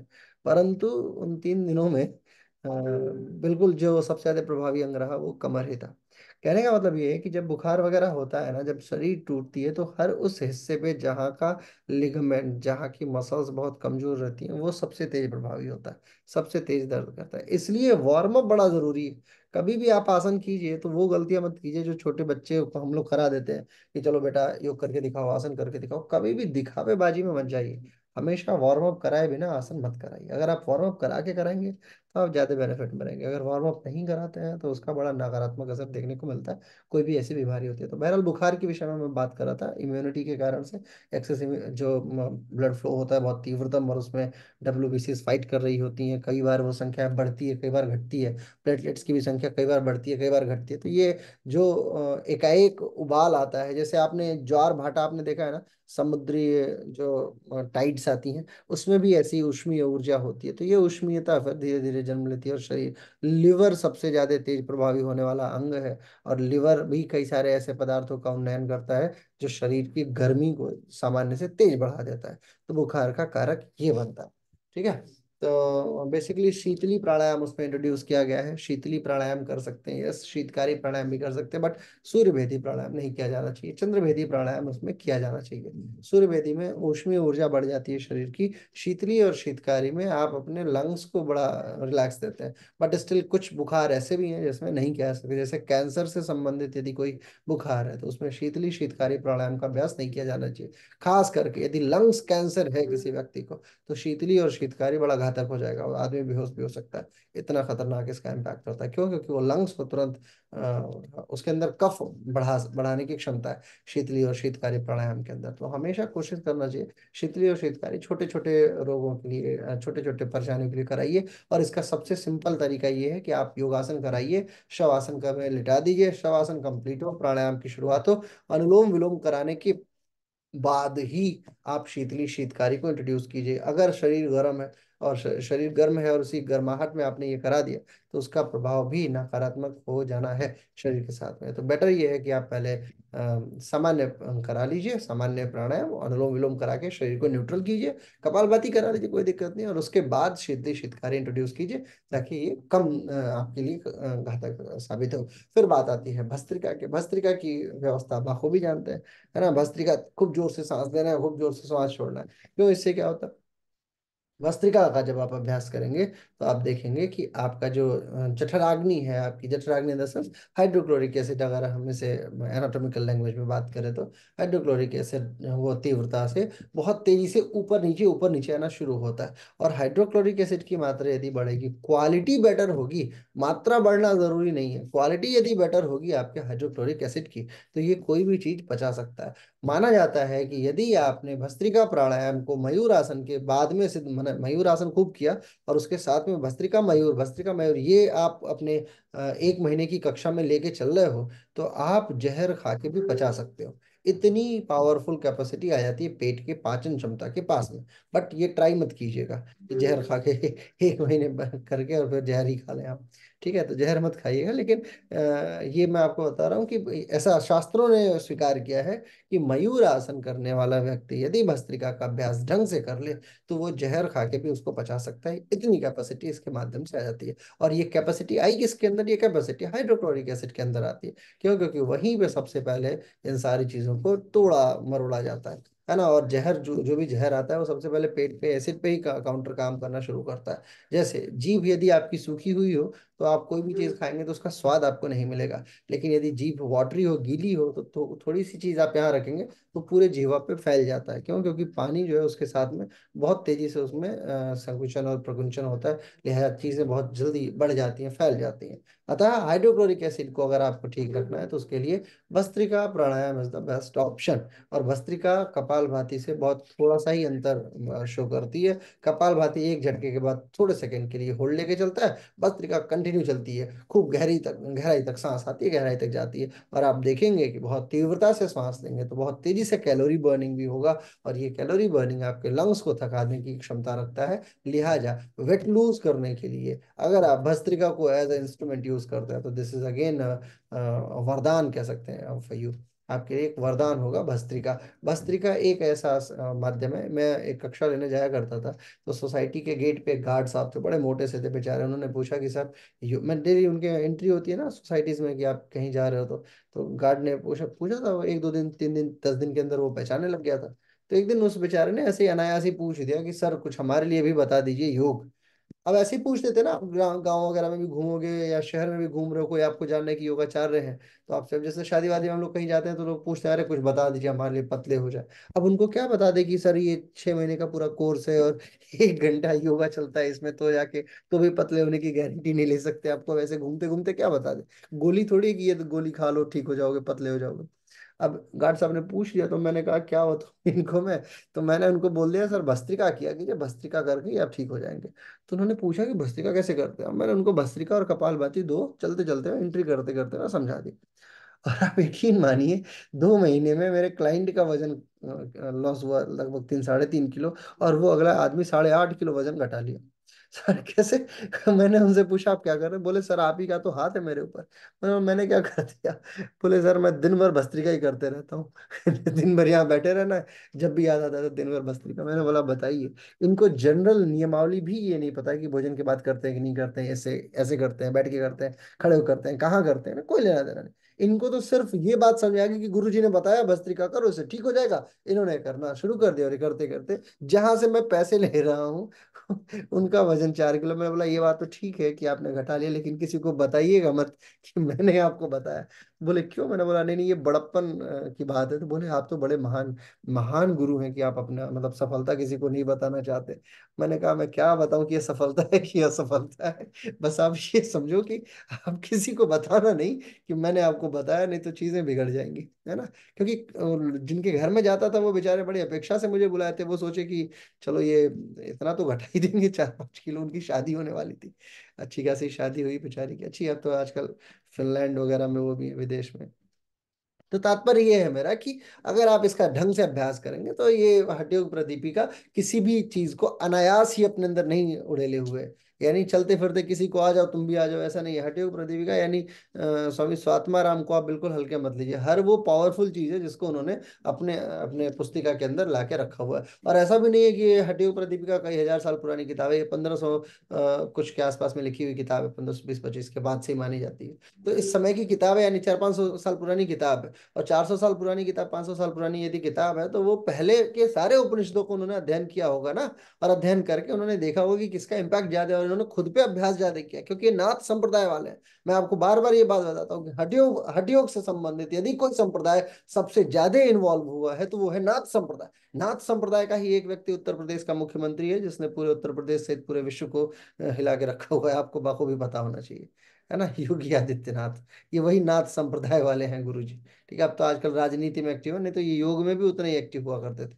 इनके इनके जो दादा परदादा गुरु जी लोग थे, गुरु गोरक्षनाथ का आपने नाम सुना होगा, जिनके नाम पे गोरखपुर शहर है। वो लोग, उनके पास ऐसे सिद्धियां थी, उड़ते थे तो उंगलियों पे पकड़ के अपने शिष्यों को लेकर उड़ जाया करते थे। गुरु गोरखनाथ, बाबा बालकनाथ, ये लोग सब एक एक एक से एक योगी हुए हैं नाथ संप्रदाय में, और ये सब हठ योगी हुआ करते थे। तो हठ योग में ऐसा, और ये नाथी संप्रदाय की पुस्तिका भी है जिसके विषय में इतनी व्याख्यानमाला चल रही है। घिरण्य संहिता ऐसे नहीं है, घिरण्य संहिता तो सिर्फ एक एक राजा और ऋषि का वर्णन है, जिसमें एक ऋषि बताते हैं, ऋषि घिरण्य माना जाता है, हालांकि ये भी वेरीफिएबल नहीं है कि उनका नाम ऋषि घिरण्य था, बट स्टिल ये माना जाता है कि ऋषि घिरण्य से संबंधित एक पुस्तिका है जिसमें घटस्थ योग और अन्य योगों का वर्णन किया गया है। ठीक है, अगला प्राणायाम है भ्रामरी प्राणायाम। भ्रामरी प्राणायाम बड़ा शानदार प्राणायाम है। भ्रमर के समान गुंजन करना है, कान को बंद करना है, उंगलियों को आंखों पर रखना। अब इस पे कई सारे पोस्चर्स आते हैं। कुछ लोग को मैंने देखा है कि ऐसे लेके फिर ऐसे कर रहे होते हैं। कुछ ऐसे होते हैं कि जो एक नाक को बंद कर लेंगे, एक आंख पे लगा लेंगे, एक यहाँ एंटीना लगा लेते हैं ऐसे, फिर कान बंद होता है ना। कुछ होते हैं कि जो सिर ऐसे करके वो करते हैं। बड़ा फनी फनी देखने को मिलता है, अलग अलग तरीके का बॉडी पोस्चर इसमें होता है। इसमें मैं आपको एनाटॉमिकली बता रहा हूँ, बाकी थियोरेटिकल अलग अलग लोगों का अलग अलग हो सकता है, आई डोंट केयर। आपको पहले कान बंद करना है। कान बंद इसलिए किया जाना चाहिए ताकि आवाज कान से बाहर, 9 द्वार होते हैं वैसे तो अपने शरीर में जहाँ से ऊर्जा बाहर जाती है। आपको पता है ना 9 द्वारों के विषय में। 9 द्वारों में से सबसे पहला एक मुख हो गया, दो नासा छिद्र हो गया, ऐसे करके 9 द्वार होते हैं, टोटल 9 छिद्र। तो सबसे पहले आपको कान बंद करना है, फिर आपको आंखों पे उंगलियां रखनी है। ये उंगली यदि आप चाहें तो आप इसको यहाँ रख सकते हैं, यदि नहीं रखना चाहते हैं तो कोई ऐसी परेशानी वाली बात नहीं है कि यज्ञ हो रहा है कि आपको स्वाहा करने के लिए ये उंगली बाहर ही रखनी है, ऐसा नहीं होता है। आप इसे यहाँ रख लें तो कोई दिक्कत नहीं। यहाँ एक नर्व जाती है बेसिकली, इस नस के ऊपर यदि आपका प्रेशर है तो पल्पिटेशन जो है वो थोड़ी कंट्रोल्ड होती है। आप देखिए जब भी गुस्सा आता है तो यहाँ की नस जो है वो फूल जाती है ना। तो आप इस नस के ऊपर उंगली को रख सकते हैं पल्पिटेशन को कंट्रोल करने के लिए। ये सिर्फ उतना ही प्रभावी है जितना हम लोग ये कलावा पहन के अपने इस नर्व्स को कंट्रोल काउंटर करने की कोशिश करते हैं।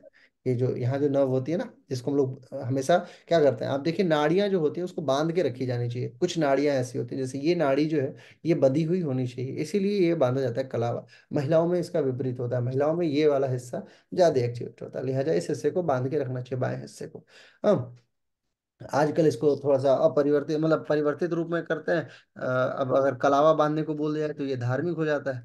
तो अब चूंकि क्या है कि बड़े बड़े विश्वविद्यालयों में, जैसे एमआईटी वगैरह विश्वविद्यालय के बच्चों को ऐसा लगता है कि ये तो पुरानी चीजें हो गई, तो वो मॉडर्निटी में इसी का विपरीत कार्य करते करते वही काम है, बस वो ये है कि पैरों में काला धागा बांध लेते हैं ताकि नजर ना लगे। वो कलावा धागा कोई भी बांधो, चाहे पैर में बांधो, चाहे सर पे बांधो, नाक में बांधो, आंख में, किधर भी बांधो, लेकिन वो जो नाड़ी है ना वो बंधनी चाहिए बेसिकली।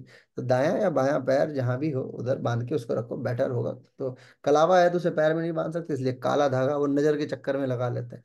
कौन देखने जा रहा है कि काला धागा है कि क्या है, नजर लगना है तो लगनी ही है आपको। तो कहने का मतलब ये है कि भ्रामरी प्राणायाम में पल्पेशन के लिए आप अपनी उंगलियों को यहाँ रख सकते हैं, कान से, बाकी अंगूठे से अपने कान को बंद कर लीजिए, आंखें बंद की, गहरी सांस लीजिए और ओ ऊ म तुरंत कंप्लीट कर लीजिए। ओ ऊ कंप्लीट करिए इंस्टेंटली, और म भ्रमर के समान गुंजन में लेके आइए। इसका 2 लाभ है। अगर आप सिर्फ करेंगे तो ये एक तो काम भी चल रहा है और कुछ नहीं हो रहा। जैसे एक ऋषि थे, उस वो पहले डाकू थे, तो उन्होंने बोला कि मैं एक ऋषि से मिले, बोले कि मैं भगवान का नाम नहीं ले पाता। क्यों? तो बोले कि राम का नाम लो। बोले राम का नाम नहीं मिल नहीं सकता, मेरे को तुरंत क्रोध आ जाता है, मैं राक्षस हूँ, राक्षस योनि में जन्म लिया हूँ, मैं कभी ले ही नहीं सकता राम का नाम। तो उन्होंने बोला कोई बात नहीं, सिंपल है, तुम मरा मरा बोलो। बोलो मैं मरा, मैं मरा, मैं मरा, मैं हटा देना, बाद में बोलते रहना मरा मरा मरा मरा। अब वो चिल्लाना शुरू किया, मरा मरा मरा, उसके दिमाग में बैठ गई ये बात कि मैं मरा मरा मरा। और वो कई बार राम राम राम राम राम बोलते बोलते वो राम राम होने लग गए काम, है ना। तो ऐसे ही ये भ्रामरी है। भ्रामरी को आप कितना भी करो उसका कोई लाभ नहीं है। इससे बढ़िया ओ ऊ म बोल दो तो ब्रह्मांड के साथ में आप कनेक्ट कर जाते हो। लाभ इसका सिर्फ इतना है, ब्रह्मांड से, सुपर फिशियस एनर्जी से जो उपनिषदों ने स्वीकार किया है,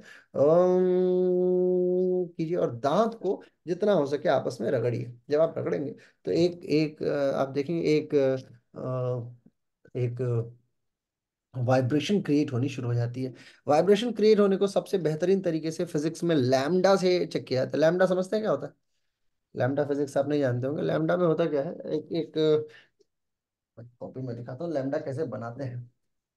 देखो लैम्डा जो है ना, सर इसको करते हुए ऐसे भी सुना है कि मुंह को जैसे ये देखो ऐसे लैम्डा सांस भरती है। लैम्डा जो है ना, वो पहले लैम्डा बना के दिखाता हूँ। ये ऐसा लैम्डा बनता है, एक डंडा खींच के और उसको पीछे एक पैर खींच देते हैं, इसे लैम्डा बोलते हैं। फिजिक्स के मान के आधार, मतलब फिजिक्स में ये क्या करता है, ये आपके आवृत्ति को दर्शित करता है। एन आवृत्ति का नाम माप होता है। तरंग दैर्ध्य को बोलता है, ये जो फ्रिक्वेंसीज होती हैं और जो साउंड वेव होती है ना, साउंड एनर्जी को जब आप पढ़ेंगे तो आपको ये सब समझ में आएगा। उसमें आवृत्ति होती है, जैसे एन से बताया जाता है फ्रिक्वेंसी को। ऐसे ही लैम्डा होता है, जैसे तरंग दैर्ध्य बोलते हैं कि वो कितना ऊपर गया कितना नीचे गया। तो जब आप करेंगे तो लैम्डा का जो मान होता है, यानी उसकी उसकी जो मीन है, वो धीरे धीरे अपग्रेड करते चलती चली जाएगी। और एक ऐसा समय आता है कि आपके ब्रह्म रंध्र की जो मूल रंध्र है, यानी कि जो सबसे पतली जो नर्व है, जहाँ ब्लड बहुत रेयर पहुंच पाता है, वहां भी वाइब्रेशन होने शुरू हो जाती है और वहां भी रक्त का स्राव हो जाता है। क्योंकि आपकी आदत है कि आपको श्वास लेनी है 1 लीटर, आप श्वास लेते हो 100 ग्राम। जैसे मैं इतना बोल रहा हूँ तो मैं सिर्फ जीने के लिए सांस लेके बोल रहा हूँ, यानी ऐसा नहीं कि मैं बोलते बोलते मेरे को इतनी सांस एक्चुअली में चाहिए, है ना, लेकिन मैं रफ्तार में बोले जा रहा हूँ तो सिर्फ थोड़ी सा सूंघ लिया और सूंघ के चल रहे। जैसे टीवीएस स्पोर्ट जो गाड़ी होती है, वो पेट्रोल सूंघ लेती है तो चलती रहती है। और वहीं अगर आप R15 लेके आइए यामाहा की, तो या फेजर वगैरह लेके आइए, तो उसको पहले उसके टंकी में 1 लीटर तेल चाहिए परमानेंट, तब तो वो चालू होंगी सब, है कि नहीं।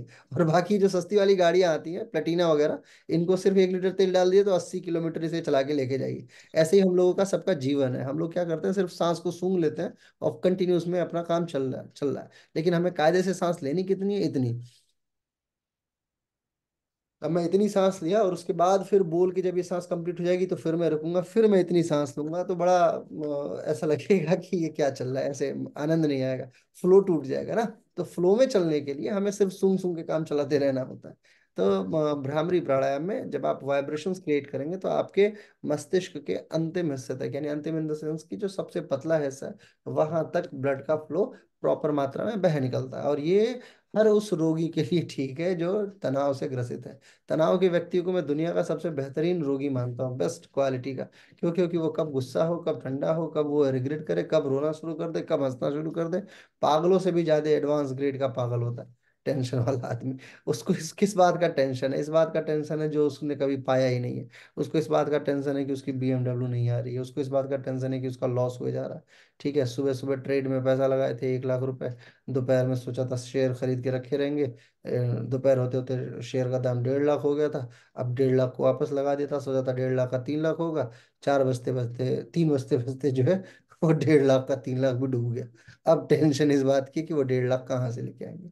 हे भगवान, क्यों एक दिन के अंदर करोड़पति बनने के चक्कर में पड़े हुए हैं, है कि नहीं। छोटी छोटी चीजों का लेके टेंशन लोगों को बड़ा गजब गजब का टेंशन होता है। मेरा बच्चा स्कूल गया है, वो डेली तो आ जाता है, आज आया नहीं। सर मेरा बच्चा आज, मेरे को इस बात का टेंशन है कि मेरा बच्चा डेली जाता है तो मेरे को यहाँ किस करके जाता है, मम्मी बाय बोल के जाता है, आज नहीं बोल के गया। कहीं ऐसा तो नहीं कि सर वो मेरे से वो घृणा करने लगा। मैं बोला हे भगवान ये भर कौन है आपके अंदर ऐसी चीजें।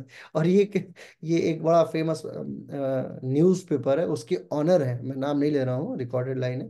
बड़ा फेमस न्यूज़पेपर है हमारे इंडिया का, उसके ऑनर है, डायरेक्टर है, उन्हीं की कंपनी है बेसिकली। उनका बच्चा बिल्कुल 4 5 साढ़े 4 5 साल का है और उनकी ये स्थिति है कि वो एक दिन उनकी कक्षा लेने में गया और उन्होंने बोला कि सर ऐसा तो नहीं कि मेरा बच्चा मेरे से हेटिज्म में जा रहा है। मैंने बोला अभी तो पैदा ही हुआ है ढंग से उसे, ये तो समझ लेने दो कि हेटिज्म बोलते किससे, अभी तो बेचारे स्कूल गया। तो कहने का मतलब ये है कि ओवर थिंकिंग, जब आप ज्यादा चीजों को जानते हैं तो ज्यादा परेशानियां होती हैं। और जब ज्यादा, एक बड़े फेमस पत्रकार हुआ करते थे रोहित सरदाना, आपने नाम सुना हो, जी न्यूज पे आया करते थे। रोहित सरदाना अभी पिछले जी, कोरोना में उनकी अब नहीं मृत्यु, रहे। हाँ कोरोना में उनकी मृत्यु हो गई थी। हुई कैसे थी? जी। हुई ऐसे थी कि डॉक्टर साहब बोल के गए अपने असिस्टेंट को कि सरदाना जी को हार्ट की कोई परेशानी थी, बोले कि ये दवा दे के जाना। उनको बुखार हो गया था जनरली, तो वो हॉस्पिटल में भर्ती, तो उनको एक दवा देनी थी। और रोहित सरदाना जी बड़े फेमस पत्रकार थे, उनको ये पता था कि मेरे को एक दवा ऐसी है बुखार की जो सूट नहीं करती है, उनको ये बात पता थी। और ये बात उस असिस्टेंट डॉक्टर को नहीं पता थी। उसने वही दवा दे दी, और दवा दे दी तब तो कोई दिक्कत नहीं थी, लेकिन वो सरदाना जी ने उस दवा को पढ़ लिया कि मेरे को ये दवा दी गई है, और उसके टेंशन में वो बेचारे नहीं रहे। अब आप सोचिए, इतना फेमस पत्रकार बहुत छोटी उम्र में, और रात ही में मर गए, तुरंत मर गए वो, सिर्फ ये सोच के कि मेरे को ये हैवी दवा दे दी। टेंशन, तनाव इतना खतरनाक हो सकता है। तो इसलिए तनाव नामक रोगी से जितना दूर हो। कुछ लोगों को इस बात का तनाव होता है कि उनको कोई तनाव नहीं होता है, ऐसे लोग ज्यादा सफल है। ठीक है। कुछ ऐसे भी लोग हैं कि अरे मेरा तो परसों पेपर होने वाला है, मेरे को टेंशन ही नहीं है। ये क्या, मेरे को इसी बात की टेंशन है कि टेंशन नहीं हो रही है। इनका जीवन सबसे सफल जीवन है, जो चल रहा है चलने दो, मोह है, माया है, आना है जाना है, सारी चीजें होती रहेंगी। तो ऐसी ऐसी तनाव वगैरह की चीजों को खत्म करने के लिए ये भ्रामरी प्राणायाम स्वीकार किया गया है। मूर्छा प्राणायाम जो होता है ये अगेन जालंधर बंद के साथ। सर हाँ। सर हाँ जी। भ्रामरी प्राणायाम में ऐसे ये वे ठीक होता है क्या इसका, जैसे अपने हाथों की पोजीशन, अंगुलियों की पोजीशन लेके मुंह को फुलाना? ऐसे हाँ, मैंने सुना है ये कहीं भी आपको ऐसे करना चाहिए, तो ये सही वे हाँ। है या? अब देखो, मुंह फुला के, मुंह से संबंधित अगर ऐसा हो कि किंकर्स वगैरह हो रहे हो, तो मुंह में अगर छाले वगैरह ज्यादा हो रहे हो तो काम चलाया जा सकता है ऐसे इस वेरिएशन के साथ में। बट मैंने आपको पहले ही बताया कि योग ने 88,000 आसनों को और कई प्रकार के प्राणायाम को स्वीकार करके ये स्वीकार कर लिया कि आपके पास भी कैपेसिटी है। आप मुंह फुला के, मुंह पिचका के, कैसे भी करके बोलो, भ्रमर के समान गुंजन निकलना चाहिए। ये मूल है, मुद्दा ये है, जो गुंजन होना चाहिए वो ये। इसके बाद मैं आपको बताता था प्लावनी और मूर्छा प्राणायाम के विषय में। बेसिकली इसमें श्वास देने और श्वास निकालने का क्रम जो है वो माना जाता है। मूर्छा का बड़ा अच्छा उदाहरण देखने को मिलता है जब लक्ष्मण जी का लक्ष्मण जी को जो मूर्छा आई रहती है, उस समय का जो व्याख्यान है रामायण में कि वो संजीवनी बूटी से ही ठीक होता है। बेसिकली फूड पॉइजनिंग से संबंधित परेशानियों को अगर सॉर्ट आउट करने की कोई क्षमता है तो वो मूर्छा और प्लावनी इन दोनों के तहत आता है। प्लावनी यदि सिद्ध हो जाए तो आदमी तैरने लग जाता है। उसका शरीर जो है ऐसा है कि जब तक आदमी जिंदा है तब तक पानी में डूब जाता है, लेकिन जैसे ही मर जाता है तो उसकी लाश जो है वो तैरने लगती है पानी के ऊपर। यानी सारा का सारा वजन किसका है? आपके श्वास का है। तो आपकी श्वास यानी कि एक बहुत बड़ी चीज है। ठीक है, तो सांस को कंट्रोल करना, ये प्लावनी प्लावनी सिद्ध हो जाती है तो आप वज्रासन, पद्मासन लगाएंगे और आराम से पानी के ऊपर लेट जाएंगे, और ये बहुत जल्दी सबसे पहले कोई प्राणायाम सिद्ध होता है तो वो प्लावनी ही है। सबसे पहले कोई सिद्ध हो सकेगा तो, बाकी कोई प्राणायाम आप किसी भी लेवल पे जाके सिद्ध करोगे नहीं कर पाओगे, लेकिन सबसे बेहतरीन जो प्राणायाम सिद्धि का है वो प्लावनी प्राणायाम है। प्लावनी प्राणायाम को आप बाखूबी सिद्ध कर सकते हैं। मेरे एक मित्र हैं बुल्गारिया में, उनका योगा का अपना कार्य है, बड़ा फेमस कार्य है बुल्गारिया में, डॉक्टर अमन सूद। मेरी मुलाकात है उनसे चंडीगढ़ के एक योगा चैंपियनशिप में, और डॉक्टर अमन सूद ने मेरे को मूर्छा प्राणायाम का बड़ा खतरनाक प्रयोग दिखाया। मैं दंग रह गया उस प्राणायाम को देख, उस इम्पैक्ट को देख के। मूर्छा प्राणायाम का डॉक्टर सूद ने जिस तरीके से वर्णन किया, कुछ उन्होंने एक नर्व को बोला कि ये प्राणायाम का अभ्यास करो, और उन्होंने यहाँ पे कोई एक नस पकड़ी मेरी और हल्का सा प्रेस किया, और आप विश्वास नहीं करेंगे कि मूर्छा प्राणायाम को उन्होंने जैसे ही करा के और यहाँ पे कोई एक पॉइंट दबाया, मेरे को बताया नहीं उन्होंने हालांकि, और मेरा पूरा मस्तिष्क ब्लैकआउट हो गया। यानी मेरी आंखें खुली हैं लेकिन पूरा का पूरा सब पूरा एनवायरनमेंट काला हो चुका था। कोई चीज सुनाई नहीं दी, और उस कुछ सेकंड्स के लिए उन्होंने बोला मूर्छा प्राणायाम को यदि सिद्ध करना है तो इसके माध्यम से किया जा सकता है। बट मूर्छा प्राणायाम एक बड़ी लंबी प्रोसेस है, लंबी प्रोसेस भी मानी जाती है। मूर्छा की सिद्धि भी की जा सकती है। वो कभी वापस उनसे मुलाकात होगी तो मैं उनसे ये जरूर पूछूंगा। उस समय तो आज के 5-6 साल पहले उनसे मेरी मुलाकात रही है, अब वापस कई दिनों से मुलाकात नहीं हुई है। अभी उनको पौंडीचेरी गवर्नमेंट ने ऑफिशियली नॉमिनेट किया था अपने स्टेट एम्बेसडर के तौर पे। तो कहने का मतलब ये है कि कुछ ऐसे योगाचार्य हैं जिनके पास में कुछ अच्छी अच्छी गुणवत्ता पूर्वक, गुणवत्ता निधि है उनके पास में। ठीक है, तो जब भी मौका मिलेगा तो मैं इसके विषय में और आपसे बताऊंगा। बेसिकली इसको जालंधर बंद लगाने से सिद्ध किया जा सकता है मूर्छा प्राणायाम को। मूर्छा प्राणायाम का मूल जो है वो जालंधर ही बंद माना जाता है। आपको बेसिकली सांस लेना है और जालंधर बंद लगाने का अभ्यास करना है। बंद 3 प्रकार का होता है, ये तो आप बखूबी जानते होंगे, मूल बंद, उद्यान बंद और जालंधर बंद। ठीक है, तो उन्हीं तीनों में से जालंधर बंद मूर्छा प्राणायाम का एक्सेस पॉइंट है, बिल्कुल मेजर हिस्सा है। ठीक है, अब बात आता है हठयोग प्रदीपिका के तीसरे अध्याय का वर्णन हम लोग करते हैं। हठयोग प्रदीपिका के तीसरे अध्याय में तीन कुल मिला के 10 प्रकार की मुद्राओं का वर्णन हमें देखने को मिलता है।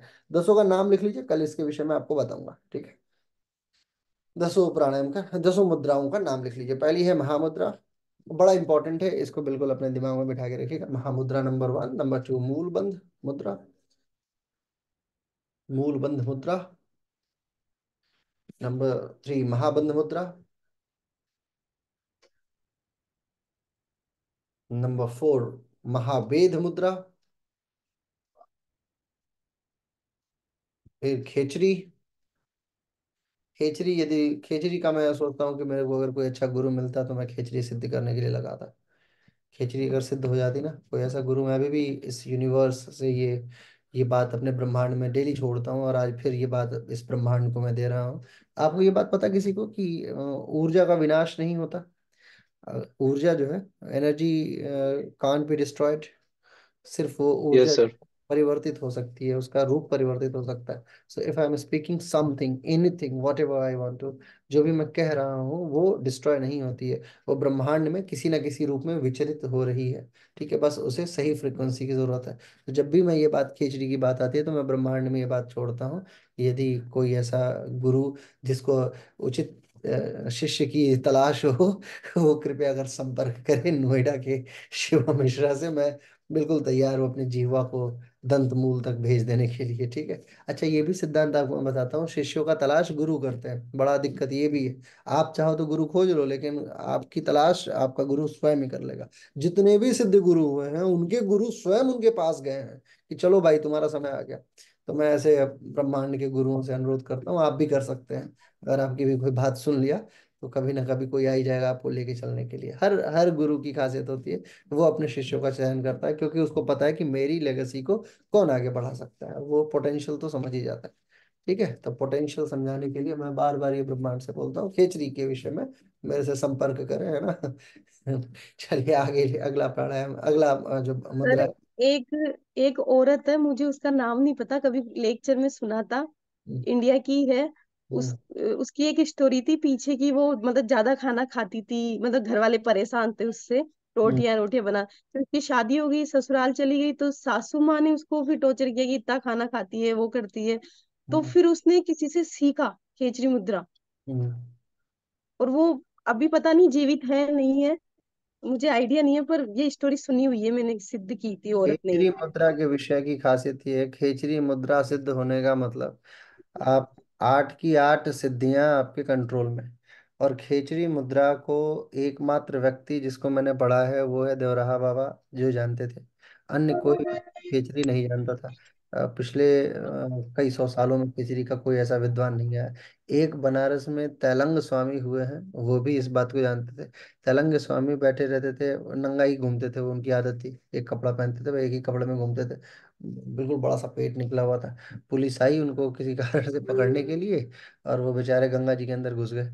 अब पुलिस जो है वो बैठी रही, बैठी रही, बैठी रही, कब तक इंतजार करती। और वो उसी के अंदर अपना समाधि लगाए हुए थे। उनकी उनको सिद्धि थी, जल सिद्धि थी। वो बेचारे वो पानी में नहीं डूबते थे, मतलब पानी में अंदर जाते तो पानी उनको मार नहीं सकता था, पानी की खासियत ये थी। अग्नि हमारे यहाँ तो ऐसे, हमारे क्षेत्र में आप अगर कभी बनारस वगैरह जाएं, और ऐसे भी मैं यूट्यूब पे आपको ऐसे 20 वीडियो दिखा दूंगा, हमारे यहाँ अग्नि सिद्धि बड़ी फेमस सिद्धि मानी जाती है। हर हर दूसरी गली में, मतलब मेरी गली के अगल बगल वाले गलियों में भी बाबा लोग हैं जिनको अग्नि की सिद्धि प्राप्त है। वो आग कभी माचिस से नहीं जलाते हवन करने के लिए। आपको लग रहा होगा ये कैसी बात है, वो कभी भी आग माचिस से नहीं जलाते। उनको जब भी आवश्यकता होती है हवन करने के लिए, तो वो मंत्रों से अग्नि उतार देते हैं। और ये ऐसा नहीं है कि मैं आपको ऐसे हवा में कुछ भी बोल रहा हूँ। ये वो चीज़ें जो मैं मेरे आंखों के सामने पूरा बचपन में जहाँ मेरा गुजरा हो जिन चीज़ों के लिए, वो मैं आपको बता रहा हूँ। हर तीसरा चौथा जो हमारी, जो हम बेसिकली, मेरी जो मेरा जो घर है, उस घर के आसपास के जो लोग हैं, जो ब्राह्मण लोग हैं, उनकी खासियत है वो अग्नि कभी भी माचिस से या किसी अन्य माध्यम से नहीं, वो हमेशा सूर्य की ही अग्नि से यज्ञ करते हैं, सूर्य की ही अग्नि को आमंत्रित करते हैं। और ऐसे भी मैं कुछ लोगों को जानता हूँ जो आग के ऊपर बड़े आराम से चल लेते हैं, और आग उन्हें जलाती नहीं है। ये खासियत है। मेरे यूट्यूब चैनल पे मैंने 1 2 वीडियोज ऐसे डाले हुए हैं, आप जाके शॉर्ट्स में देखिएगा। आपको शॉर्ट्स में दिखेगा 2 4 वीडियोज ऐसी कि जहाँ पे वो अग्नि जल रही है, और आराम से। और ये नहीं, अगर वो उस अग्नि को कंट्रोल कर लेते हैं, अग्नि को अगर मंत्र, वो ऐसा नहीं कि उनकी सिद्धि हो, सिर्फ वो अग्नि पे उनकी सिद्धि है। वो आग को कंट्रोल करके और उस पे मंत्र फूंक देते हैं, फिर पूरा का पूरा गांव उसके ऊपर से चला जाए तो भी वो अग्नि जला नहीं सकती। उस अग्नि की खासियत ये, मतलब उन अग्नियों की जिन अग्नियों को ये आमंत्रित करते हैं। और बिल्कुल अंगार लाल तख्त दग्ध, और ऐसे अंगार पे पूरा का पूरा। हमारे यहाँ यादव समाज एक है, जो हमारे यहाँ का एक विशिष्ट, यहाँ के नोएडा के यादव में और वहाँ के यादव में एक अंतर है। तो यादवों का समाज जो है वो एक विशिष्ट पूजा आयोजित करता है, जिसमें ये प्रक्रिया बहुत सौम्यता से आजमाई जाती है। यादव समाज को अग्नि के ऊपर सिद्धि प्राप्त है इन चीजों में। वो हमारे यहाँ के लोगों को पता नहीं, यहाँ का नहीं पता मुझे, या आपके यहाँ का नहीं पता। वो क्या करते हैं कि एक मंत्र पढ़ के और सिर्फ अग्नि के ऊपर छोड़ देते हैं, और फिर अग्नि मजाल की किसी को जला दे, आराम से आइए दौड़ते हुए निकल जाइए, नहीं निकलते चलते चले। आपको लग रहा होगा कि ये कैसे संभव है, साइंस फिजिक्स सब कुछ पा रहा है। मैं खुद भी बड़ा साइंटिफिक आदमी हूँ, लेकिन इन चीज़ों में मेरा कोई साइंस नहीं चलता, और मैंने बाखूबी कई बार मैंने उसे ट्राई करने की कोशिश की। अब तो जला दो, ये लो, मैं ये जो धागा जो लटक रहा है ना, मैंने ये ऑफर किया है, इसे जला दो, इसमें तो सिद्धि नहीं है, लेकिन इसे भी अग्नि ने नहीं प्रज्वलित किया। ये खासियत होती है उन अग्नियों की। आपका कभी यूट्यूब पे मैं आपको ये शेयर करूंगा आपके व्हाट्सएप ग्रुप में, आप देखिएगा, आश्चर्यचकित हो जाएंगे आप इन चीजों को देख के। तो कहने का मतलब ये है कि खेचरी मुद्रा सिद्ध होती है तो ये सारी चीजें सिद्ध की जा सकती हैं। खेचरी बड़ी शानदार मुद्रा है। मेरे को इंटरेस्ट किस में है, बेसिकली अग्नि और जल वाले में नहीं, क्योंकि ये तो मैं बचपन से देखते हुए आ रहा हूँ। मेरे को जो सिद्धि चाहिए वो है अणिमा गरिमा की, छोटा और बड़ा होना। ये मसक समान रूप का पिलाया हूँ, है ना, तुरंत ऐसे करके ना छोटे से मच्छर के समान हो गए हनुमान जी। और फिर सुरसा के कान में से घुस के मुंह से बाहर आ गए, है ना, जस जस सुरसा रूप बढ़ावा तास कहीं रूप दिखावा, 7 योजन तही आनन किन्ना अति लघु रूप पवन सुत लेना। 7 योजन का उसने मुंह फैला लिया, तो इन्होंने बिल्कुल छोटा सा रूप ले लिया। ठीक है, तो खेचरी मुद्रा बेसिकली खेचरी। उसके बाद फिर आता है मतलब उद्यान बंद आता है नेक्स्ट पे, उद्यान बंद 7वां। उद्यान के बाद जालंधर, विपरीत करणी, वज्रोली, शक्ति चालिनी, ये सब मुद्रा है भी बड़ी महत्वपूर्ण मुद्रा है। उद्यान, जालंधर, विपरीत करणी, वज्रोली, शक्ति चालिनी। इसी में एक मुद्रा होती है सहजोली। अच्छा हुआ कि हठयोग प्रदीपिका ने सहजोली को नहीं स्वीकार किया। सहजोली बड़ी टेंस वाली मुद्रा मानी जाती है। अमरोली, बजरोली और सहजोली। अमरोली को नहीं लिया, देखो ये भी एक अच्छी चीज है, अमरोली और सहजोली। कोई जानता है अमरोली सहजोली के विषय में? कोई बात नहीं, पढ़िए, पढ़ते पढ़ते सब कुछ आएगा। ठीक है, कुल मिला के 10 मुद्राओं का वर्णन जो है वो बताया इन्होंने। महामुद्रा, महाबंध, महावेद, खेजरी, उडयान, मूलबंध, जालंधर बंध, विपरीत करणी, वज्रोली और शक्तिशालिनी मुद्रा, ये 10 मुद्राएं हैं। ठीक है, इसके अलावा कुछ और मुद्राएं होती हैं जिसको अन्य पुस्तकों ने माना है, जिसमें ताड़ागी मुद्रा है, और ऐसी कुछ 2-4 मुद्राएं और भी, जिसको हम लोग हिरण्य संहिता में भी पढ़ेंगे। बट स्टिल 10 मुद्राओं का वर्णन मैंने आपके समक्ष कर दिया। करेक्ट, चलिए, बस आज की कक्षा को भी यहीं समाप्त करते हैं। आप सभी लोगों से अनुरोध है कि 7 बजे बिल्कुल अब आप लोग अपने समय से एक्टिवेट हो जाइए, क्योंकि सिलेबस हमें थोड़ा सा बड़ा कवर करना है। तो 8:30, 8, 8:30, 9 बजे तक हम लोग इसे खींच के थोड़ा सा चलाएंगे, 1.5 घंटे 2 घंटे, 1.5 घंटे 2 घंटे, तो ही ये कंप्लीट हो पाएगा। ठीक है, अभी इधर थोड़ा सा हमें इस हफ्ते अपने आप को थोड़ा सा ज़्यादा एक्टिवेट रखना होगा अपने सिलेबस के प्रति। ठीक, 7 बजे आप लोग आ जाए कीजिए। जिनका लेक्चर छूट गया हो वो यूट्यूब पे जाके इसको देख लेंगे। करेक्ट, कोई और प्रश्न पूछना है? कल हम लोग इसके विषय में इस मुद्रा के वर्णन को पूरी तरीके से समझेंगे कि इन मुद्राओं का क्या उपयोग है, कैसे आगे चलता है। उसके बाद फिर आएगा घटस्थ योग, नादानुसंधान। चौथा अध्याय हठयोग प्रदीपिका का नादानुसंधान पे है। नादानुसंधान जो है, वैसे तो नाद के अनुसंधान को मिला के बनाया गया है, लेकिन इसमें जो 4 अवस्थाएं मानी जाती है, आरंभावस्था, घटावस्था, परिचय अवस्था और निष्पत्ति अवस्था, इसका वर्णन हम लोग आगे करते जाएंगे। हठयोग प्रदीपिका धीरे धीरे कंप्लीट होगी, जैसे ही कंप्लीट होगी we will back on anatomy again. हम थोड़ा सा एनाटॉमी पे वापस प्रवेश कर जाएंगे। क्यों? क्योंकि हठयोग का जो प्रभाव, जो भी ब्लड पढ़ के हम लोगों ने अगर हठयोग को समझ लिया है ना, तो फिर बाकी आगे के सिस्टम को हम उससे मिला पाएंगे कि किसको किसके साथ में हमें मैच कराना, टैली कैसे कराना। तो वो टैली करना बड़ा जरूरी है। और मैं आप लोगों से भी बार बार बोलता हूँ कि प्रतिदिन उठिए, सुबह सुबह एक अपना लक्ष्य निर्धारित कीजिए, उस लक्ष्य को प्राप्त करने के लिए अपना पूरा दिन यानी 24 घंटे लगा दीजिए। अमीर से अमीर आदमी और गरीब से गरीब आदमी दोनों के पास 24 घंटे ही हैं। विद्वान से विद्वान आदमी और गधा से गधा आदमी दोनों के पास 24 घंटे ही हैं। छोटा से छोटा और बड़े से बड़ा आदमी, सबके पास 24 घंटे ही हैं। ईश्वर ने किसी के साथ भी कोई भी उसमें भेदभाव नहीं किया है। अतः आपको भी कोशिश करना चाहिए कि अपने 24 घंटे का समुचित प्रयोग करें। 2 घंटा आप अपने नित्य क्रिया को दीजिए, नित्य क्रिया में ही अपने योग इत्यादि को भी जोड़ लीजिए। नित्य क्रिया का मतलब ये हम लोग मान लेते हैं कि जैसे शौच जाना, नहाना, ये सब, ब्रश करना, ये सब नित्य क्रिया। नित्य क्रिया का मतलब ये भी होता है कि आप लोग जो प्रतिदिन करते रहें, योग उसका एक हिस्सा है। अगर आप 1 घंटे किसी को योग करा रहे हैं, तो कोशिश कीजिए कि 1 घंटे का 100वां हिस्सा अगर आपके पास हो, या 10वां हिस्सा भी हो, 50वां हिस्सा, जो भी हो, आपको चाहिए कि आप लोग उतना मंत्र जरूर जपें। अपने जीवन में स्पिरिचुअल बैंक अकाउंट को बढ़ाते जाइए। कोशिश कीजिए कि आपके पास थोड़ी एनर्जी आए, स्पिरिचुअलिटी आए आपके अंदर आध्यात्मिक ऊर्जा है, आपके इष्ट की ऊर्जा आपके अंदर प्रविष्ट करे। जब भी आवश्यकता हो, इस प्रविष्टि को आप स्वीकार कर सकें। और यदि आपके घर में पूजा के कुछ संसाधन हो, जैसे कलावा बांधने की व्यवस्था हो तो उसे बांध के रखिए, शंख बजाने की व्यवस्था हो तो उसे बजा के रखिए। ये सब क्या करता है, आपको बड़ा ऊर्जा देता है। कभी ऐसा हो कि बहुत गुस्सा आ रहा हो तो शीतलता के लिए चंदन अपने चेहरे पे, मस्तक पे धारण कीजिए। ये सब आपके लिए साइंटिफिक चीजें हैं, इसमें कोई स्पिरिचुअलिटी या कोई डुअलिटी का कॉन्सेप्ट नहीं है, सब बहुत इंपॉर्टेंट है। चलिए आज की कक्षा को यहीं समाप्त करेंगे। कमर गर्दन सीधी कर लीजिए, ईश्वर का आभार व्यक्त करते हुए शांति मंत्र उच्चारण करेंगे। ओम विश्वानिदेव सवितर्दुर्तानि परास्पयत् भद्रं तन्यास। ओम शांति शांति शांति, सर्वारिष्ट सुशांति भवतु। हाथ रख करके आंखों पे लगा दीजिए। चलिए, थैंक यू सो मच। आज की कक्षा का यहीं समापन।